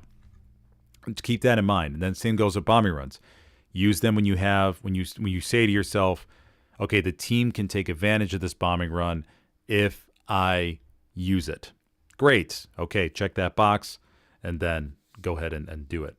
Manpower, you're only going to use manpower for airheads and encouraged. And if you don't have nodes, you don't need to worry about running encouraged. So you can save the manpower and use that as your flex resource. Manpower is usually the biggest flex resource if you in a pub match for that. Hopefully that answers your question. If not, feel free to ask in another way. I just joined. Here's my pub commander tip. Always give commands to squad leaders by calling out their name. Don't say someone. Make Garrison, hey, Able Squad, you got some supplies? Can you build? Yeah, 100%. Call out specifically what the squad, which squad it is, and even you can get a bit further and call them by name. I mean, in this pub match here, which I'll highlight during the video I make, I had to repeatedly call a squad lead out. His name was Bocephus. I remember that, yeah. His name was Bocephus. I was like, Bocephus, can you head back to cattle sheds and build a garrison? Didn't get a response. Bocephus, please, can you head back to cattle sheds and get a garrison? No response. And then the third time, I was like, does anybody know Bocephus? Is anybody around Bocephus? Oh, he's got breakfast. But it's some of those times where you have to make a call out to just get somebody's attention. I mean, most of the time, people are going to have mics. They're just very hesitant to use them, or they have command chat muted, which would be the worst case scenario, obviously. But very good tip there. Coco. Driving half tracks into the water in pub matches that damage the engine will stop blueberries from starting it up once you deploy it. Oh, interesting. That's a very... I never thought of... Dude. That's a very... That is... yeah, sorry. Finish your thought. Sorry. Yeah, I was waiting for you to get to that one. Yeah, that's Big a hard... That's a hard... That. Yeah, gangster gumbo. That's a hardcore tactic right there, man. That really is. Oh my gosh, that was asked, or that was said 40 minutes ago. Okay. The Real Big Dan, may as well watch some YouTube and learn something since the update. I can't play the game. The join match feature is an absolute mess. Oh, okay. I guess I haven't any. I guess it's worked for me just fine. I'm not too sure. Airheads and bombing runs can be treated the same way, to be honest. Both are pretty bad in 99% of situations. It should just be finished to finish off a situation. Yeah, exactly. Critical. Yeah. I mean, we've seen it time and time again on stream where you have bombing runs that are used. They don't get anything. They get one or two people. And sometimes the one or two people can make a big difference in very dire circumstances, defending or attacking a point. Because it could be a squad lead that was looking to get up their garrison, or get up a garrison, or to destroy a critical supply drop, supply box, that kind of thing. But yeah, it's... And on the PC side, especially since the sounds are much more noticeable for the Airhead, yeah, it's going to be... you're not going to have that much luck in using it most of the time. Libertadores tournament organization. Hello there, Eduardo. Yeah, that's the PC tournament. I stream every Sunday night. For those of you interested, it'll be happening tomorrow night between Legion Condor and Vanguardia, if I remember correctly. Let's go move on here. I appreciate the proper pronunciation. Oh, I tried. If I had a little bit more time, I could have practiced a little bit better. This airhead bombing run combo with artillery smoke is nice. Yep.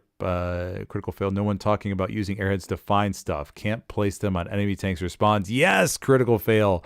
That is a little trick that you could use as commander. If you're ever struggling, it's tedious, but if you have extra time, you can actually take the airhead symbol and try to plop it until you can't plop it on somewhere that's clearly out in the open.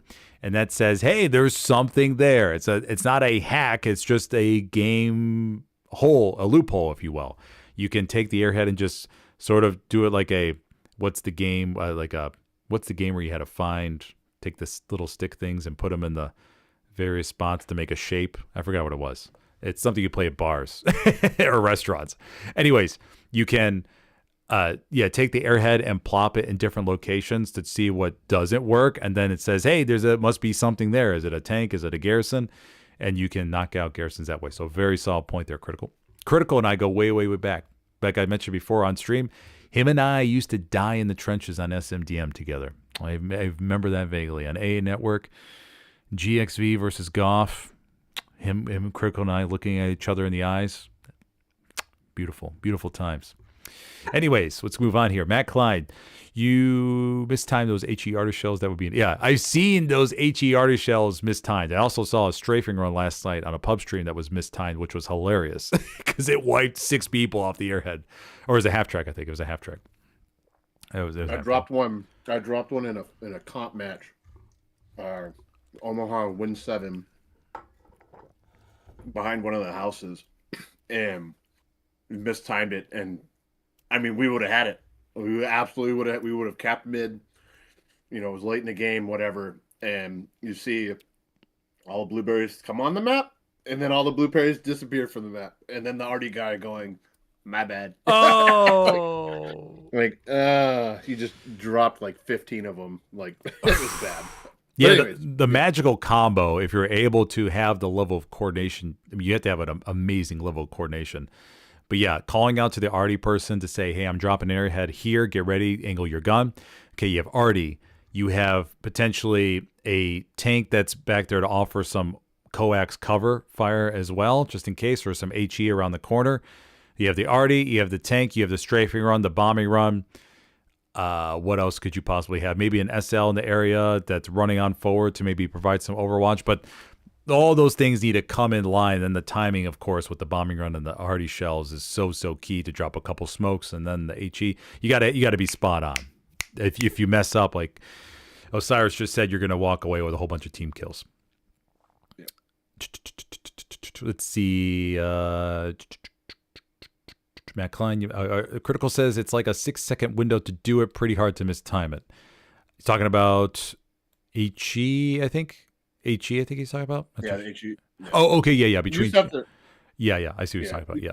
If you're an arty guy dropping shells, the last HE shell on the Airhead itself is when is right before it hits the ground. Yeah. You can do it. You can do it when it hits the ground as well, but that's 26. Excuse me. Wife bought me breakfast. I'm here talking with my mouth full. No, that's 26 seconds of flight time, or 27, whatever. But so there's that window there where as long as you drop that, as soon as the symbol pops up, you shouldn't have an issue of potentially smacking your own guys coming off that Airhead. Mm-hmm. Critical. Matt Klein says, how does Cool 3041 feel about the artillery update? Yeah, Cool is not. I know he wasn't happy about the last update with artillery. I'm gonna have to double back with him and check out what he thinks of the new update. And for those of you that don't know, and you can know this as well, there's he was a mortarman in the Marines. Like he knows. Cool knows more than just place a ping, like blah blah blah. He understands firing patterns. He understands. He can do all the mill math in his head, and then not only that, but it's I've literally watched him, the best thing that Cool does is fish, where he will get a couple of kills here and there, but then he starts noticing every time I hit here, I get another officer kill. Mm-hmm. There's an OP there, or every time I hit this spot, I see my kills getting, instead of 1 and 2, now I'm getting 2 and 3. It's okay, there's a Garrison in this direction. So He does a very fantastic job. But his biggest gripe previously was that they changed the accuracy rating, where it's more it's not nearly as accurate, and he's just you can absolutely be accurate with arty. I'll have to. Anyways, I'm gonna double back with him, and we'll see what he says. Very good. But I have to see what he says after this last update. Yeah, it's another solid tip too for those. Well, a sort of super auxiliary tip, but for those arty players out there, don't just keep spamming your shells and listen for the clinks. You want to check your stats and see what you get. The most common example is probably when it comes to tankers. If tankers are pinning down an enemy tank, then they'll ask artillery to fire 3 shells by that tank, assuming they have a repair station by it or that they're repairing. And then the artillery player will keep track of their stats to see if they get any structures destroyed or any officers and infantry, and then they will relay that back to the tank. The tank crew takes that information and says, okay, great. They have no repair stations left. They lost their tank commander. We're going to push. And you see them push across the field. The tank has no one. They have maybe 1 or 2 people left inside, and then they get destroyed. It's really cool to watch the synchronization on stream. It really is. It's something else. Let's see what we have here. Critical. I've never been sniped on SMDM as INF. That's a hard stat to say. Every game, like 6 or 7 in a row. I'm too sure what it's referring to there. Sorry, critical. Critical 24 seconds. How do I keep my guys from hiding? No, he said I've never not been sniped. So he's always been sniped. Okay, gotcha. Okay. I was like, I thought he said he's never been sniped. I was like, what? You've never been sniped? But yeah, yeah. Okay, we have, how do I keep guys from hiding? Ooh, that's a good question. Oh, we got to get to the poll question too from the pub stream that I had yesterday. Let me go and bring up the poll real quick. Let me go bring that up. Let's see. So this was, can I bring this up over? Let me try to download this real quick. You want to answer the question, how do I keep my guys from hiding? Did you talk about on a pub stream, SL or something? Or I mean, you really just got to make sure that you're constantly, if you're an SL, you got to put your OP in good spots. At the same time, like, it's not hiding per se, but there is nothing wrong with not knowing what's in front of you. Like if you're up close towards the line and you know that there's enemy in that general direction, but you have no idea how far, just wait a minute. Mm-hmm. You know, peek a corner, let them come to you, hit your shots, maybe give it another 3 to 5 seconds and see if anyone else comes up behind him, and shoot the next guy. And then now you know that you've taken out the 2 people that were closest to you, and you might be able to move up effectively. But yeah, if they're just sitting in the same house over and over again and it's not providing any real strategical value, then at that point you have to move your OP. Unfortunately, you just got to move where they spawn. Yeah. Yep. Okay, well, we'll touch on this poll real quick. And this is a poll I asked yesterday during the pub stream just to see what the general feeling was for people out there. The poll was, what do you think is the most challenging part of commanding or SLing? Getting people to do what you need was 71% of the poll results. Gosh.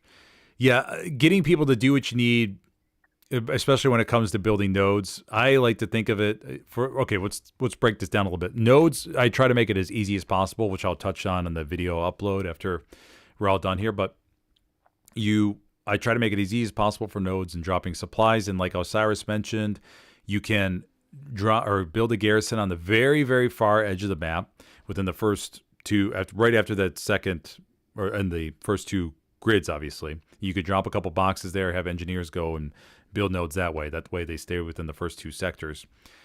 Make it easy as possible for nodes. And then when it comes to garrisons and outposts, I try to just use a little bit of, what am I trying to say? Let me try to imitate this for a second. I go, hey, Able Squad, can you build that garrison over there?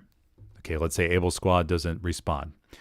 Hey, Able Squad, if you don't know how to build a garrison, all you got to do is take out your watch and do X, Y, or Z.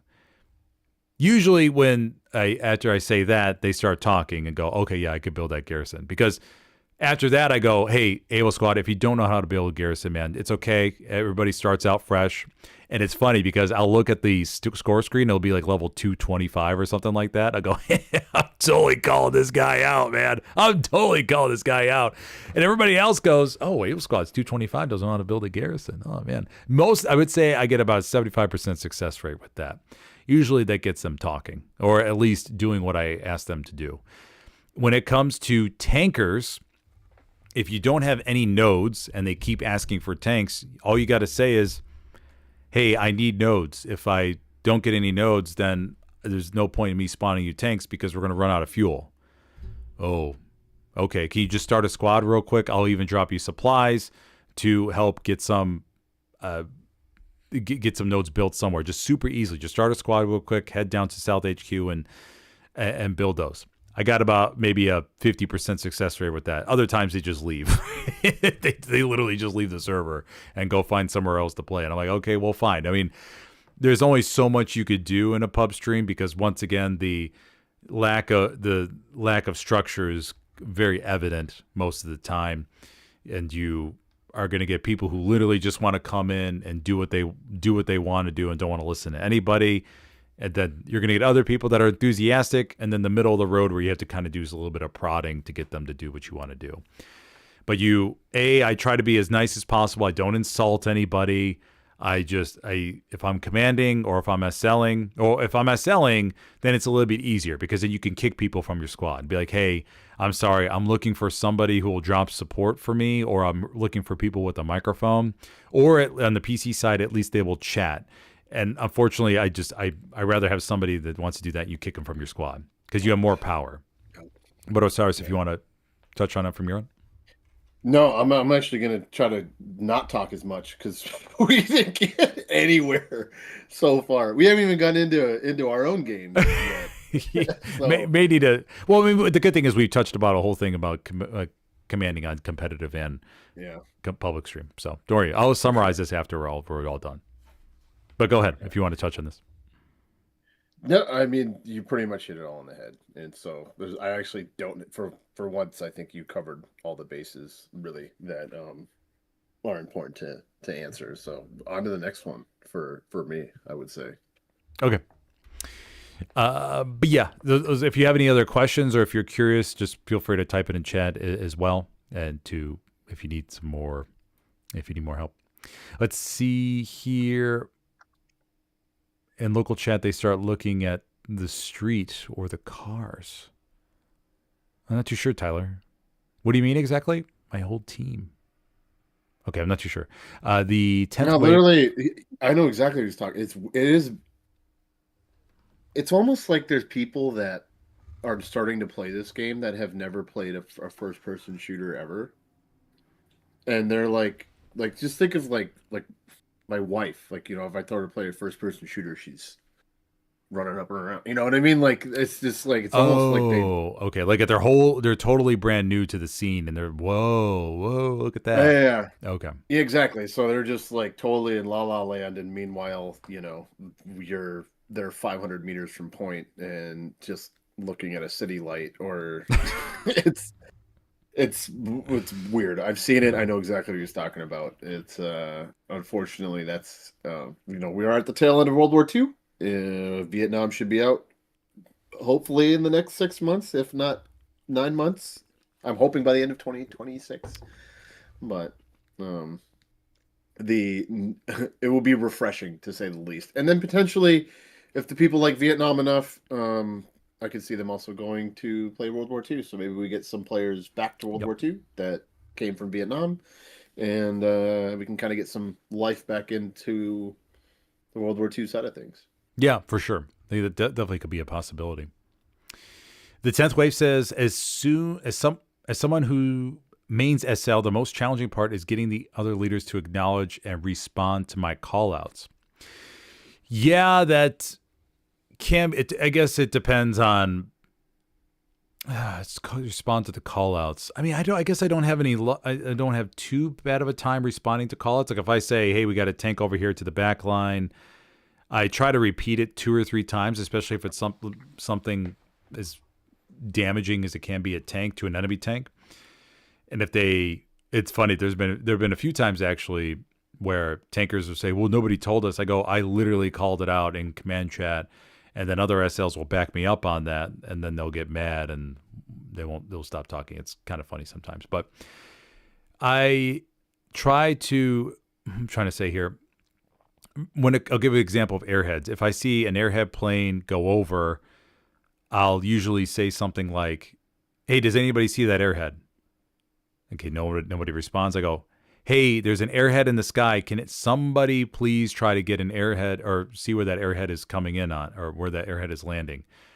Usually by the second or third time, people will start talking, or at least acknowledge it and say something. But I don't know. I guess I really haven't had too bad of luck with that. Osiris, have you had bad experiences with responding to call-outs?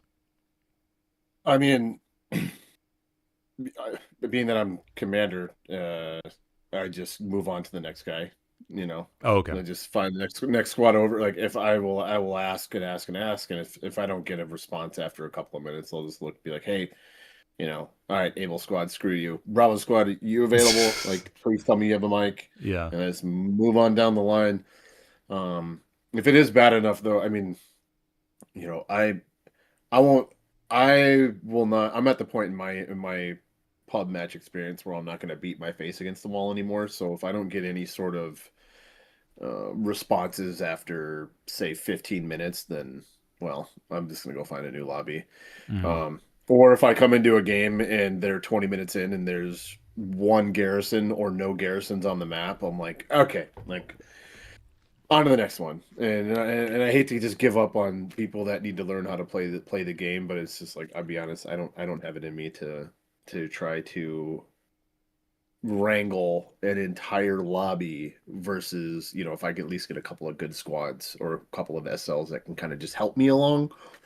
That's fine. I can live with that. But yeah, if there's no one in there that's doing anything but playing running simulator 2026, then I'm good. Sorry. Yeah. No, I got you.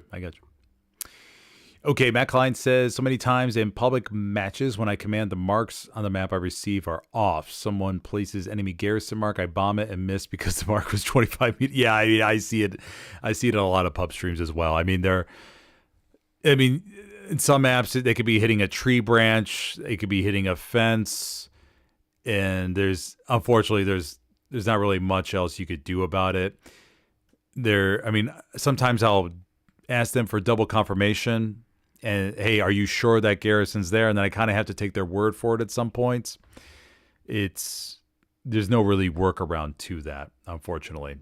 I mean, even in competitive matches, there have been times where I've my tank marker has hit a tree limb or something, and I'll drop a precision strike, and I'll go, "Oh my god, I just P-strike the tree, man!" And I'll go, "No freaking way!" And obviously, it's on 20-minute cooldown, 250 munitions, and the tank crew looks at you and goes, "Did you get it?" Nope. Didn't get it. I'm really surprised they haven't lowered that timer to 15 minutes. That I was expecting that to happen for forever. I mean, you don't want it to be broken per se, but one P strike at maximum, 3 times, or what? I can't do math here. 4 times a game is the most that you can call it, right? Something like that. Yeah, 20-minute cooldown, so you can drop it at the 1 hour 10-minute mark, the 50-minute, 30-minute. 10-minute, and then 4 of them. Yeah, so, and that's if you even got something lined up, So I was really hoping that we would have seen in the last update that Digi just triggered the shit out of me.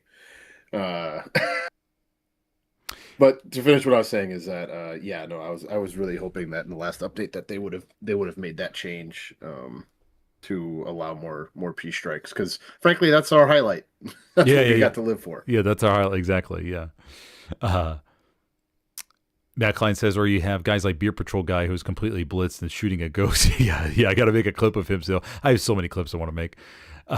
Matt Ozp, what do you think about the competitive restrictions to artillery squads? Well, it's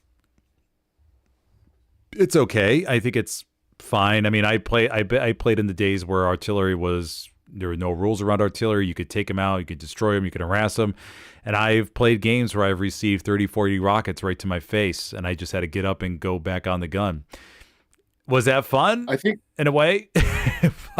I like the solo. I like the solo unkillable arty though. I really do. I think that's a nice refresher, and they get to just focus on a recon, could do other things. Although now with the recon flare cooldown,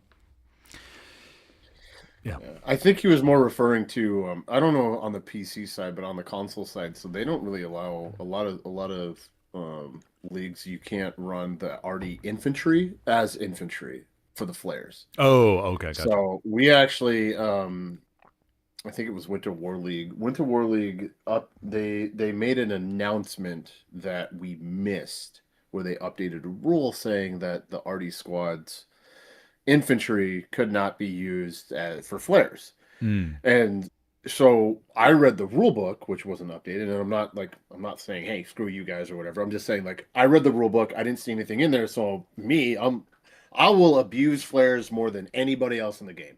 1,000%. I think I may have said this to you previously, but there was one time where I had ran so many boxes to AA network on Omaha Beach, right? I was mixing them up, but yeah, Omaha Beach or Utah, whichever.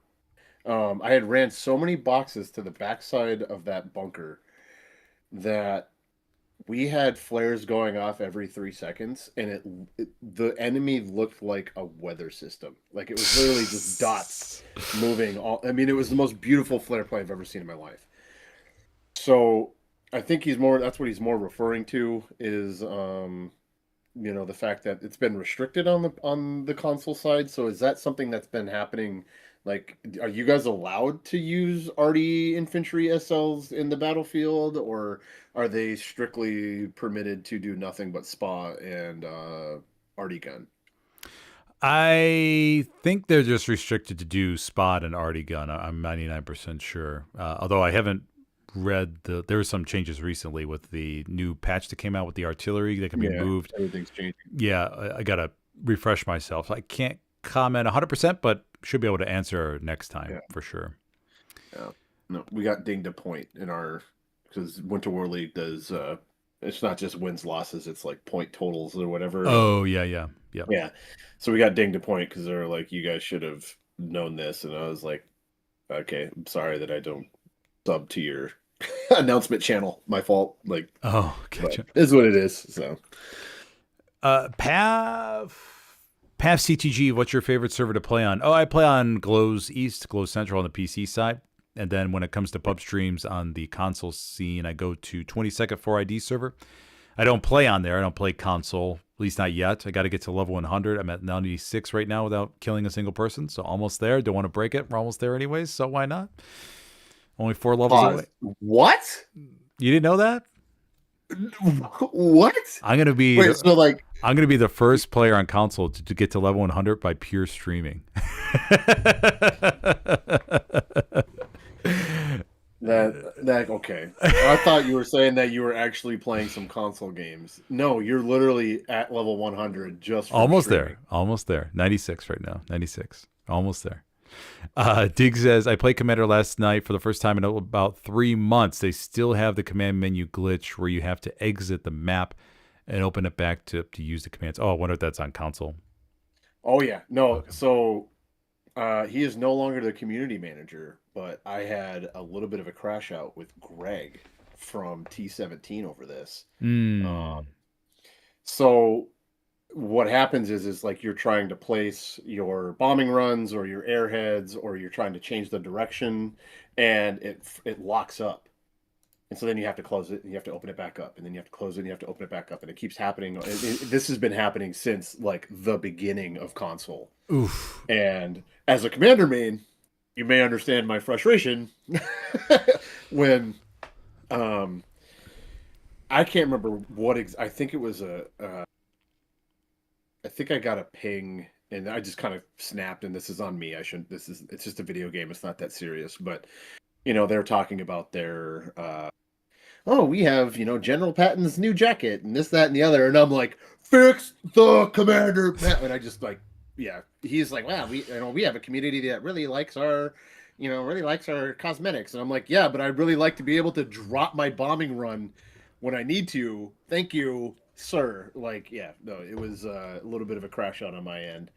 But yeah, 10th Wave does say he has issues on that on PC because he plays with controller. So I think it's a coding issue with the controller, whether your console or PC is what it sounds like. Oh, okay, gotcha. I was gonna say I never had that error before, I guess. Oh yeah, congrats. Real. I hate you. All right, let's go ahead and move on to talking about patch 19.1, and then we'll touch on recruiting a little bit. Then we'll close this out for today. But if you have any more questions, pop them on in. Patch 19.1, I mean, there's no point in talking about Ramaga, really. It's just, okay, we got more maps, or we have more bridges of getting across. Okay, great. I'm interested to see if any teams will do a competitive match on Ramaga now with the additional crossings. Haven't seen anything yet, but we'll see. Let's move on down to this artillery changes. Okay, here we go.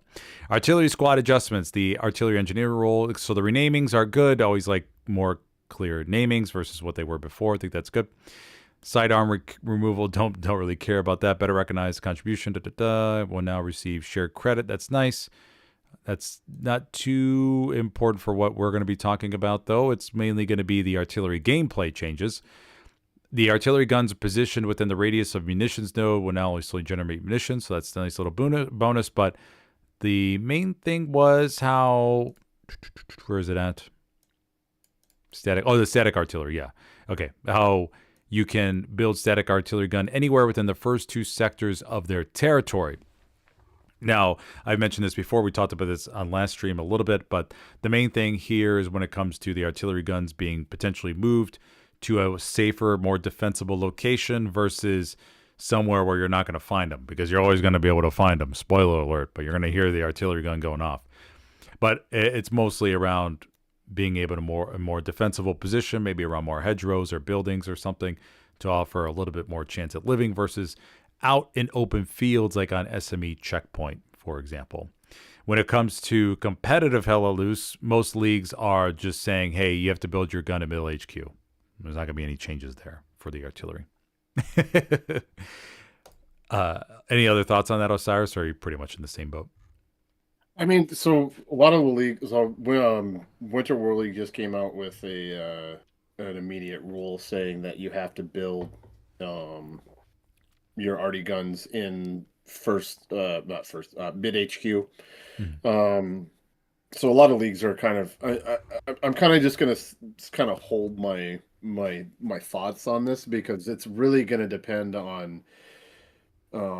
Summit is the next thing coming out for console, and they've actually held their rulebook back because of the recent update. So I can't really expand on it too much. Personally, my mentality is that as long as you build the arty gun in HQ, whether it's 1, 2, or 3, that doesn't really matter to me. Mm-hmm. But I really do think it does need to be held to the HQs, because as soon as you put it in the second grid, you're now able to hit the last point. Mm-hmm. You can also run into issues with, like, I don't want to go back to the days where we're having to send recon teams to go kill arty. And then I'm going to give a little shout out to Trillium, and back when he was on first.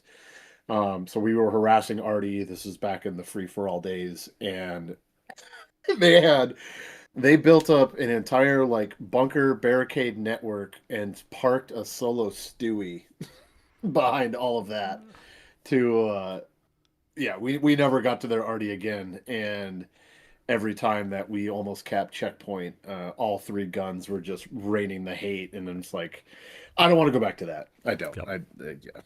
Keep me with the indestructible arty. Keep the arty guns in HQs, whether it's the middle one or any of them. I don't care. But, that's what I got to say about that.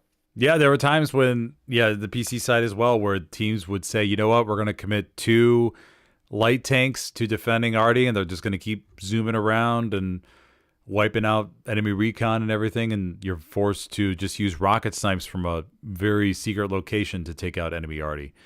Those are the days where 3 guns, 2 people on each gun, man, can really pulverize an attack really quickly.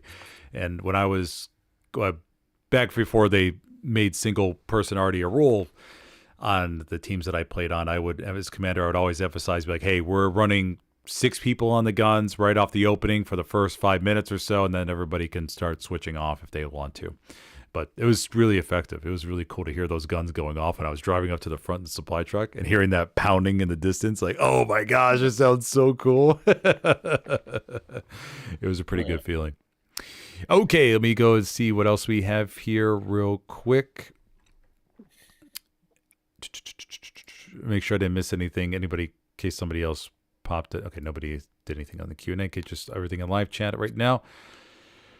Osiris, thanks for streaming the 9PZ game last night. 3 takeaways from us, things that could have been done better. Ooh, man, you already answer them? Yeah, okay. so I give a quick answer, but I'll just answer for everyone else that's just watching and not watching the chat. But basically, so 9PZ had a better opener versus 101A. 101A was doing some stuff with their tanks that I'm just had some big old scratchy, scratch my head moments. But to their credit, so 9PZ pushed. So this was on, I always forget, but it's Omaha. Omaha is with Veerville, correct? West Fairville, yeah. Fairville, Samara, and Fairville, yeah. Yes.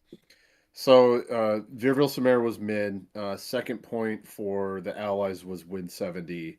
9PZ pushed 101A all the way back to Win 70. I truly was looking at it like it was going to be a 50-minute game at that point. To 101A's credit, they got their armors put in good position. They were running 4 tanks. It was beautiful. It looked great. They were able to push back 9PZ back into town, and this is where the constructive criticism for 9PZ comes from, is that you guys did so well getting in there, and then when you got pushed back into the town east of Sumer, you guys kind of abandoned front door. So they started playing more on the north flank or the south flank, and then 101A was like, okay, so they just plowed their way in, and and then this is, if you watch my stream back, I had a little bit of a crash out moment, but 101A had the opportunity to crash 4 tanks into Sumer, when the nearest tank for the Germans was coming out of HQ. Wow. And they missed the window of opportunity. They were driving in.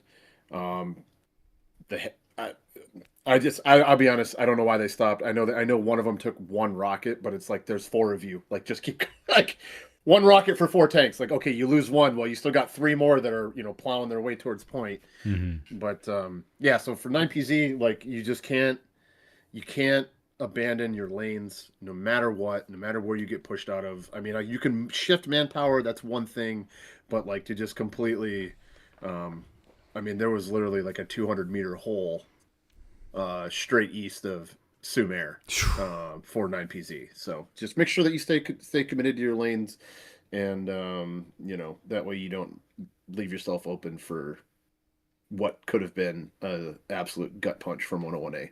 Gotcha. So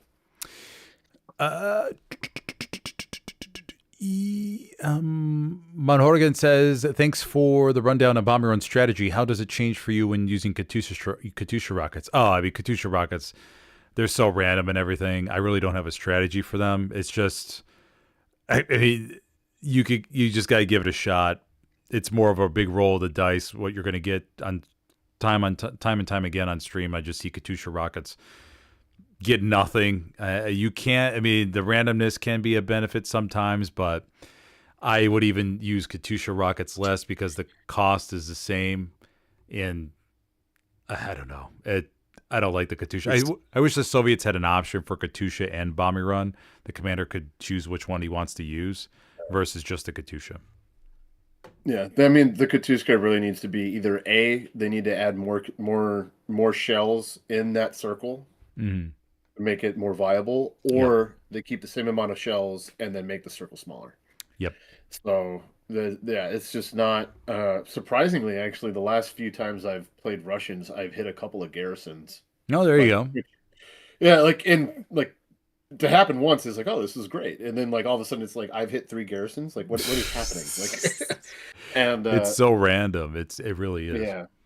Yeah. The one thing that I mentioned to you in a message for anyone that doesn't know, the devs did not remove the directional change ability to the Katuska. So even though there isn't an arrow that tells you, you literally can, if you, so hold on, it's 45, so 1 2 3, if you right click or left click like 4 times, you'll launch your Katuska from the German HQ.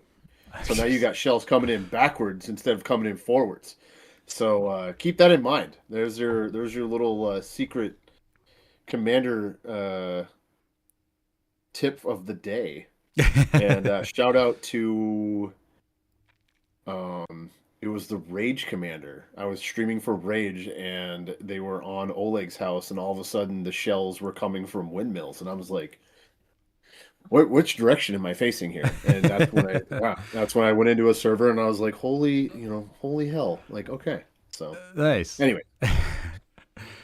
Well, Petit Pony says our half-track plays the new Airhead bombing run. Yeah, half-track plays can be when you're down, if you're able to maneuver them around the map enough and avoid enemy detection, then yes, half-track plays can be the secret sauce to success, especially if you're down 1-4 and you drive them over to the middle point. You have them ready to go, because you always got to remember that the enemy is going to be dismantling their Garrison and OP network and moving it up to the front line, and they're not going to have that much up there or back there, which creates opportunities for you to set it up for sure. I see a few more teams doing it now, but I think it's gaining in popularity. Actually working on just a little video about that that'll be coming on up. Yeah, no, especially in 30s and 35. I had we have to rematch them. There was unfortunately that we played Goat, who is South American from my understanding, and they had some serious server issues on their end, so we're going to be replaying them. But when we did play them the first time, I had 3 half tracks up in a game, all spread around. And so yeah, if you're a commander for lower player count matches, use them, abuse them. You have plenty of fuel. You convert your fuel to everything else, of course. Make sure you have enough for your tankers. You don't want to, take away from them. Just also be careful, though. We have run into it a couple of times where we've had too many vehicles on the map, and nothing like having to go to a half track and then drive it out of bounds because your tanker's sitting there, waiting for a heavy. So, ooh, yeah, got to be careful with that. Got to be careful. Smithers, do you all see a different playstyle from different countries, USA, South America, or Europe? Ooh, that's a good question. I would say no, not really. The Germans, you could say, from the German teams that are strictly German, not mixed with British and French and other teams, but they're strictly German teams. Well, I don't know. There are some teams that are pretty aggressive. I was going to say that German teams tend to be more conservative and play really by the book and just focus on holding the area, cleaning it out, and methodically pushing forward, or just methodically controlling their area. That's the only thing I could think of that sticks out in my mind, but not, I wouldn't say, maybe 20, 30%. Yeah, not a true trend, because the Greyhounds on the PC side can play really aggressively. So yeah, maybe not. I don't think there's really answers to that. I think all different regions have different skill sets, because it's not like we're playing with different tools from different countries or anything. Everybody's playing the Axis, the Americans, the British, the Soviets over and over again, and we're learning to play with the same weapons and stuff. So I don't know. I don't think I see too many different changes between different countries. It's just different divisions. It's very noticeable. Yeah. The only thing, I wouldn't even necessarily different play styles or whatever, because there really isn't. I mean, maybe not play styles, but there really isn't too many different ways that you can play this game currently. There's some different things you can do, of course, and how you go about it, but overall, like, you're going to have the line play and whatever. But what I've noticed is that like European clans that I've helped out, they tend to be much more softer in command chat. It's like, hey, can you come over? And this is nothing wrong with it, but it's just like, hey, like, we could really use some help over here. Whereas, like, you go into an American side and it's just like, everyone's me, myself, included in this, but like, telling like, hey, like, you need to get over, like, it's very much like rah, rah, rah, rah, rah. Yeah. Interesting. Australian seem to have been a little bit more chill. I mean, they're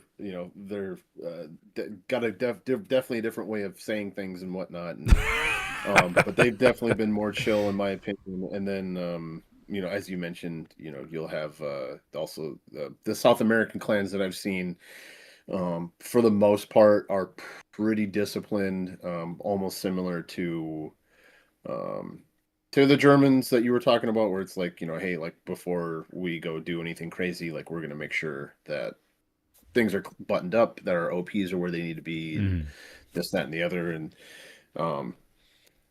but I've also seen this is SAPs particularly, because I've watched them play what I would consider one of the best examples of disciplined play versus 27th on SMDM. And then I watched them 2 weeks later get their absolute teeth kicked in at the same time. So I'm kind of curious as to what happened there, or what changed, or whatever. But like, I've seen some excellent discipline play from some of these South American clans. Gotcha. Okay, we'll move on to the rest of the update here. And for SPA, so the big change with SPA is it can go anywhere throughout the map now. It's not limited to the middle HQ. The only caveat with that when it comes to competitive matches is when, or the fact that the SPA is really slow. I mean, the first gear you can fire now as opposed to before where you had to stop the tank and then fire, which led to a lot of SPA just being solo because you're going to find a safe spot, get up nice and cozy behind hedge and launch shells over. But now you can park two people in there. One could drive, one could shoot. I've only seen a very limited amount of this because obviously the patch just came out. Really curious how it's going to impact the games tomorrow that I have to stream. I could definitely see teams using this where they have two SPAs. They're going to have two-person SPAs rolling up to the front line. Like if you think of maps like Foy where you have points that are really concentrated, not like maps I could see long distance SPA being used still on maps like SME, S Church, that kind of thing. But for concentrated hard caps like Foy, if we think of anything on Foy West Bend or Foy Dugout, I could definitely, I picture in my mind a couple SPAs rolling forward in first gear and just blasting the point over and over again while infantry are pushing behind them. And then the tanks, the heavy tanks in the back are just providing overwatch. I could see some cool systems set up when it comes to tankers and SPA when it comes to that coordination. I can't wait to see how that works out, because there's a lot of opportunity there when it comes to SPA between the smoke, HE, and AP for sure. And it's just beginning to be used. Yeah. Well, it's even faction dependent, which I actually like. I like that it's going to be faction dependent. So you have I can't remember. I think it's the Churchill AVRE or whatever, but like that SPA has a maximum range now of 250 meters, but an AP round will take out a heavy. If you direct shot a heavy with that, like, that's massive. So that's going to give some. I mean, there's not too many matches that play with British anymore, but teams are probably going to be more likely willing to play British now, because it's like, okay, so we have this armor disadvantage, but don't let our SPA get near you, because if we get our SPA near you, you're in trouble. You ain't hiding behind hedges anymore. You ain't gonna hide behind this building. Like, we will come get you. I did see last weekend, I did L201 versus SAP. I'm talking about them again. I did see the first, it was a solo, granted, which probably should have been a duo, but he soloed a SPA into the west side of the circle, and was literally just launching direct rounds right across the street into the backyard where that garden house is on the east side of the street. Oh, And it was great.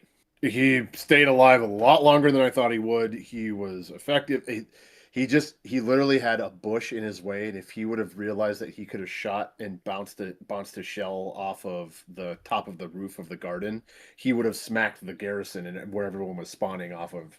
He just couldn't see it, so he was just putting the shells into, into the backyard and then into the house and all that kind of stuff. So I'm really excited to see what the last 6 to 8 months brings when it comes to the types of spa plays we're going to be seeing, because one, teams don't want to use them because they're not familiar with them, and two, there's not enough guys out there that really want to commit to it for pre-update, and now post-update it's definitely going to change the viability of the spa, and I really hope to see some more, kind of like setting up a 2-tap with 2 heavies. Like, let's go ahead, like, I'm gonna launch an AP round. When you hear this round go off, after count to 3, and then fire your shell, because that shell's gonna hit the tank, and then the other one's coming out of the sky. It's I'm real excited to see the type of coordination that comes out with the spa. Oh yeah. I think it definitely underutilized so far, and it's tomorrow I think I should see a decent chunk of it. I'll be curious. I'll be monitoring. I'll be paying attention to it on my streams a little bit more. Okay, we'll go on down here and talk about the flare gun rework. Okay, we have a 5-minute cooldown for flares. Pro or con, Osiris? I hate it. You hate the flare cooldown. I hate the flare cooldown. Oh damn.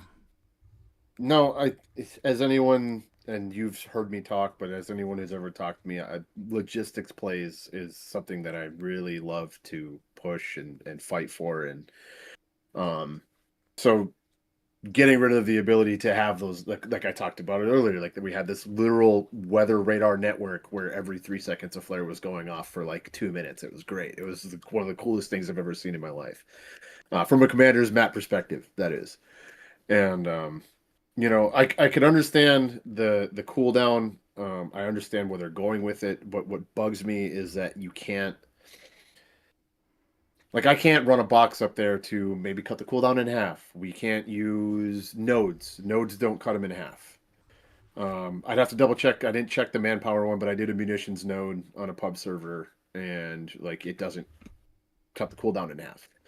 Because the whole it like verbatim in the change, I think in the dev notes, I'm pretty sure it says something like, this is going to be similar to the supply box. So I'm like, okay, so it's a cooldown, but like, if I'm willing to risk putting a node out in the battlefield, because all of our leagues have rules where it's like, if you put your nodes in a position that it can be killed, then it's going to be killed, and that's fine.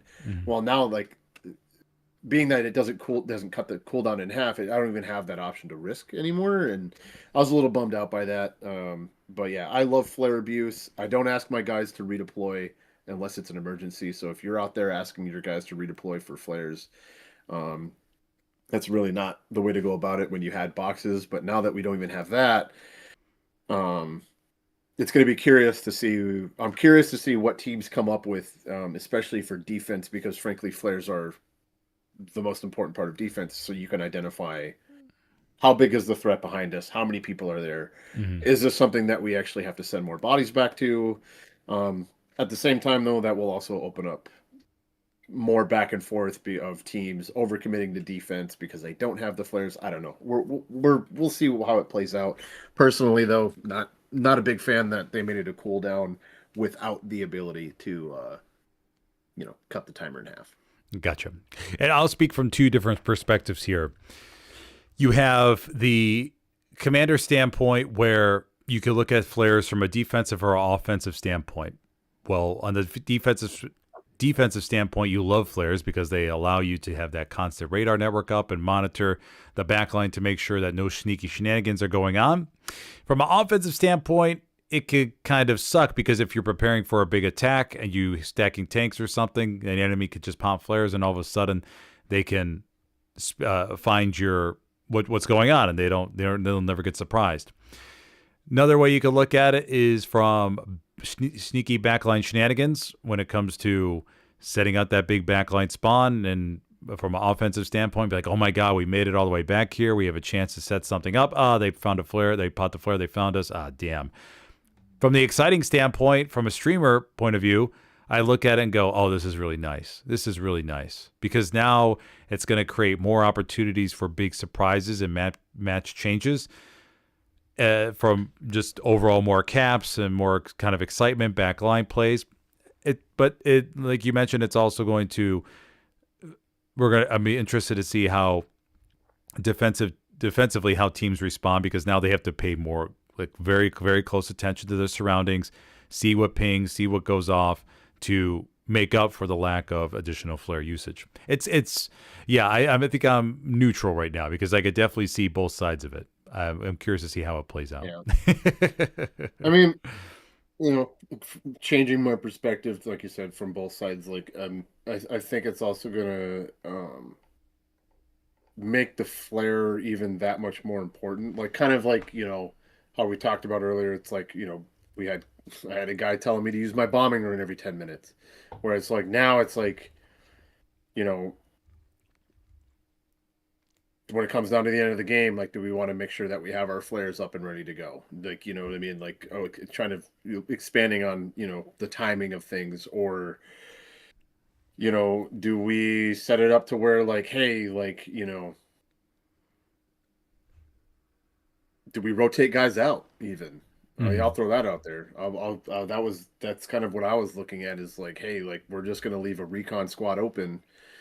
And, I know, say you got 8 guys on defense, like, hey, defense guys, like, this spotter spot is going to be open for you, and you're going to have to rotate out on flares and just figure out who hasn't used the flare in the last 5 minutes and rotate out that way. Mm-hmm. So there's a way, there's going to be ways around it, but it's definitely going to on a positive note, it gives us something to think about and change. And, I appreciate this update. Even if I disagree with some of it, I appreciate this update because it fundamentally changes the way that some aspects of this game are going to be played, and it's going to make it much more enjoyable for me, probably for you and other competitive players that, maybe have been tired of the monotony, over the last couple of months or whatever, down the home stretch of World War II. Yep, 100%. Okay, last question of the day. I think we received a question before the stream was, what are your tips when it comes to recruiting? And for recruiting, and how do you get new players? What's some of the things you mentioned? I would say from my end, I would play to I would be upfront about what we're looking for. If you have a team that has 3 solid tank crews and 1 tank crew in like a reserve tank crew, then you don't want to sort of mistakenly paint the picture that, hey, yeah, if you want to play armor, we have room in armor. Or you want to be realistic with everybody, because armor tends to be the most gatekept area, because once again, it's a very tight knit group of people that play armor. If the player is saying, oh yeah, I'm willing to do anything, then that's great. You could try to fit them in as different units. You just be realistic when it comes to recruiting, as far as saying, hey, this is a lot different when it comes to public matches. You have to listen or do what you're told. Be prepared to die a lot, because you want to try and make sure that they stay motivated to play competitive. Some people jump into competitive, get absolutely their world rocked, and they don't want to play anymore. You got to ease into it. Usually a good easing into, unless they're a total lights out fragger, is defensive infantry, just to get them used to the map and how everything works, and listening to or the communications that go on, and responding to different areas of need. Because in defense, you have a little bit more time to respond, versus on offense, where everything's usually chaotic and crazy and just, wild. But defensive infantry is a good way to ease people into competitive hella loose if you're just starting off with recruiting new people. And if you're during the process of recruiting, you want to make sure that the there's a good vibe check there. Think their personality as far as, okay, I think this is going to be a good fit for us. Play a few pub games with them and just chat, ask questions, see if you get along, see how mature they are. You don't want to deal with two people that are that immature. That'll be an issue down the line, trust me. But those are some of my opening tips. Osiris, do you have anything on your mind when it comes to recruiting? So this is how, I mean, with the way the players, not thinking about that, but how I've done it is that you're going to have to hold recruiting events and you need to make sure that you get enough people to come out. But what I did when me and Fubar and co, like we built up BZRK, is we would run 3-man infantry squads, open squads. Anybody that talks, anybody that shows any sort of interest, get them an invite, get them in. Just like, hey, like, because when you have, say 3 squads of infantry or 4 squads of infantry in a pub match, you're typically going to kind of command the battlefield because you're playing against guys that aren't coordinated. Well, those players, those blueberry players, they join your squad, they start hearing your coordination and stuff like that, and they're like, oh, this is cool. Like, you guys play together? And it's like, yeah, dude, like come try out. Gonna get a lot of people that join, don't ever say anything and end up leaving the server or whatever. But like, if you can even just get, for every 10 people, especially now, like if you can get 10 people in and you keep one and you do that over and over and over again, like, I mean, I play for PZLD.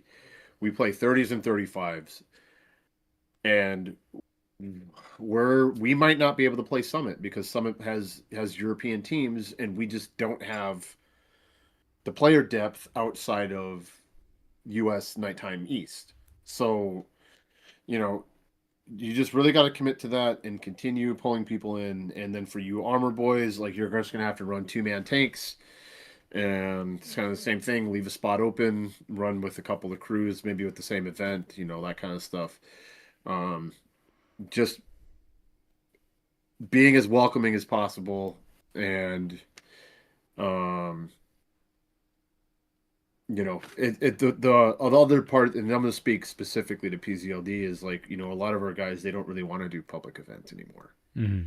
So it's like if you're gonna be in leadership, and pardon my language, but if you're gonna bitch about recruiting, you need to get on your guys. Like, hey, like we need people. You guys want to keep playing competitively? I know you have fun with it, whatever. Like if you want to keep playing, we have to do this. Mm-hmm.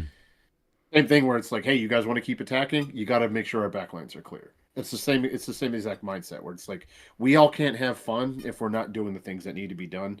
And recruiting sucks. It's not fun anymore. And so, but you got to do it. You got to get out there and you got to make it happen. Yep. Yeah, all solid. You gotta take that risk and leave your, like you said, the spot open in the squad. You can also, when it comes to, if you want to check stats, if you want to try the whole stats route, you can monitor your server as far as the high fraggers go. See if they're on Discord, send them a message, and like if there's a person that stands out in multiple pub streams that really kills it, and you go, hey, have you ever thought about competitive Hell Loose? And what's the worst thing they could do? Now respond. You can always just reach out and see if they're interested. In which case, you can ask them to join the SmithersCast Discord to learn more. No, okay. But you can monitor the stats on your servers just to see if anybody sticks out as far as super high fraggers go to help out with that. It's another little tip for you.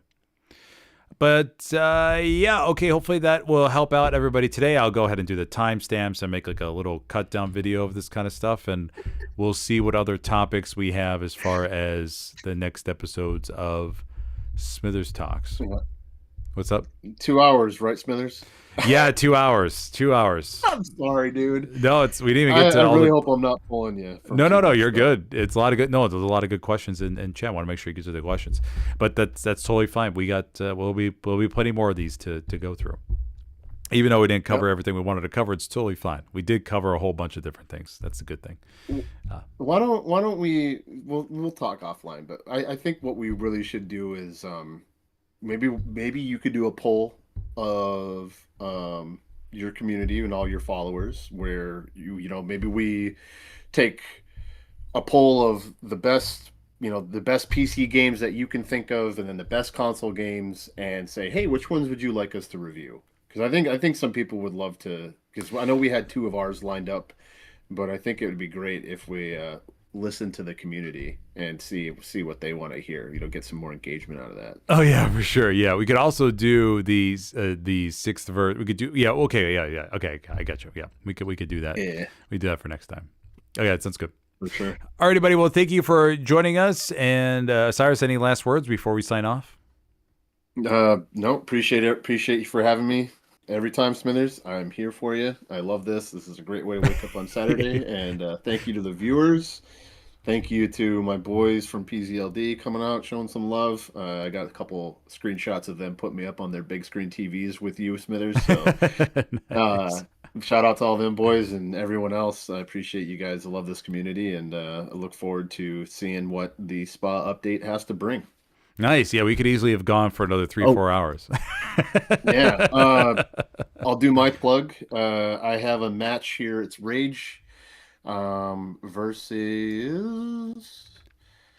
I want to say it's L201. No, it's not L201. It's Rage versus 508P. So you talk about you know, the armor group all leaving together. Well, that's my armor boys over there that started Rage. So shout out Insano and crew and everyone else. That's all my other former players that ended up going to play there as well.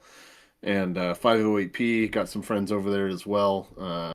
You know, all the old 4AD guys that tried the merger and whatnot. Appreciate y'all. So good luck to both crews tonight. But that is today at you know what, I have it on my phone. I really got to consolidate my schedule here. Very good. Today at 4 Eastern, Rage 508P coming right up for the OSCL. And Mr. Smithers, what do you got coming up? You got anything tonight, or? Yeah, I'll have a stream at 8:30 p.m. tonight. Then I'll have 3 others on tomorrow for in the afternoon. So it should be a pretty packed day. You can check them all on my live stream channel or on the SmithersCast Discord as well for the schedule. But everybody, well, thank you for joining us, and we will see you next time. Have a good one. See you guys.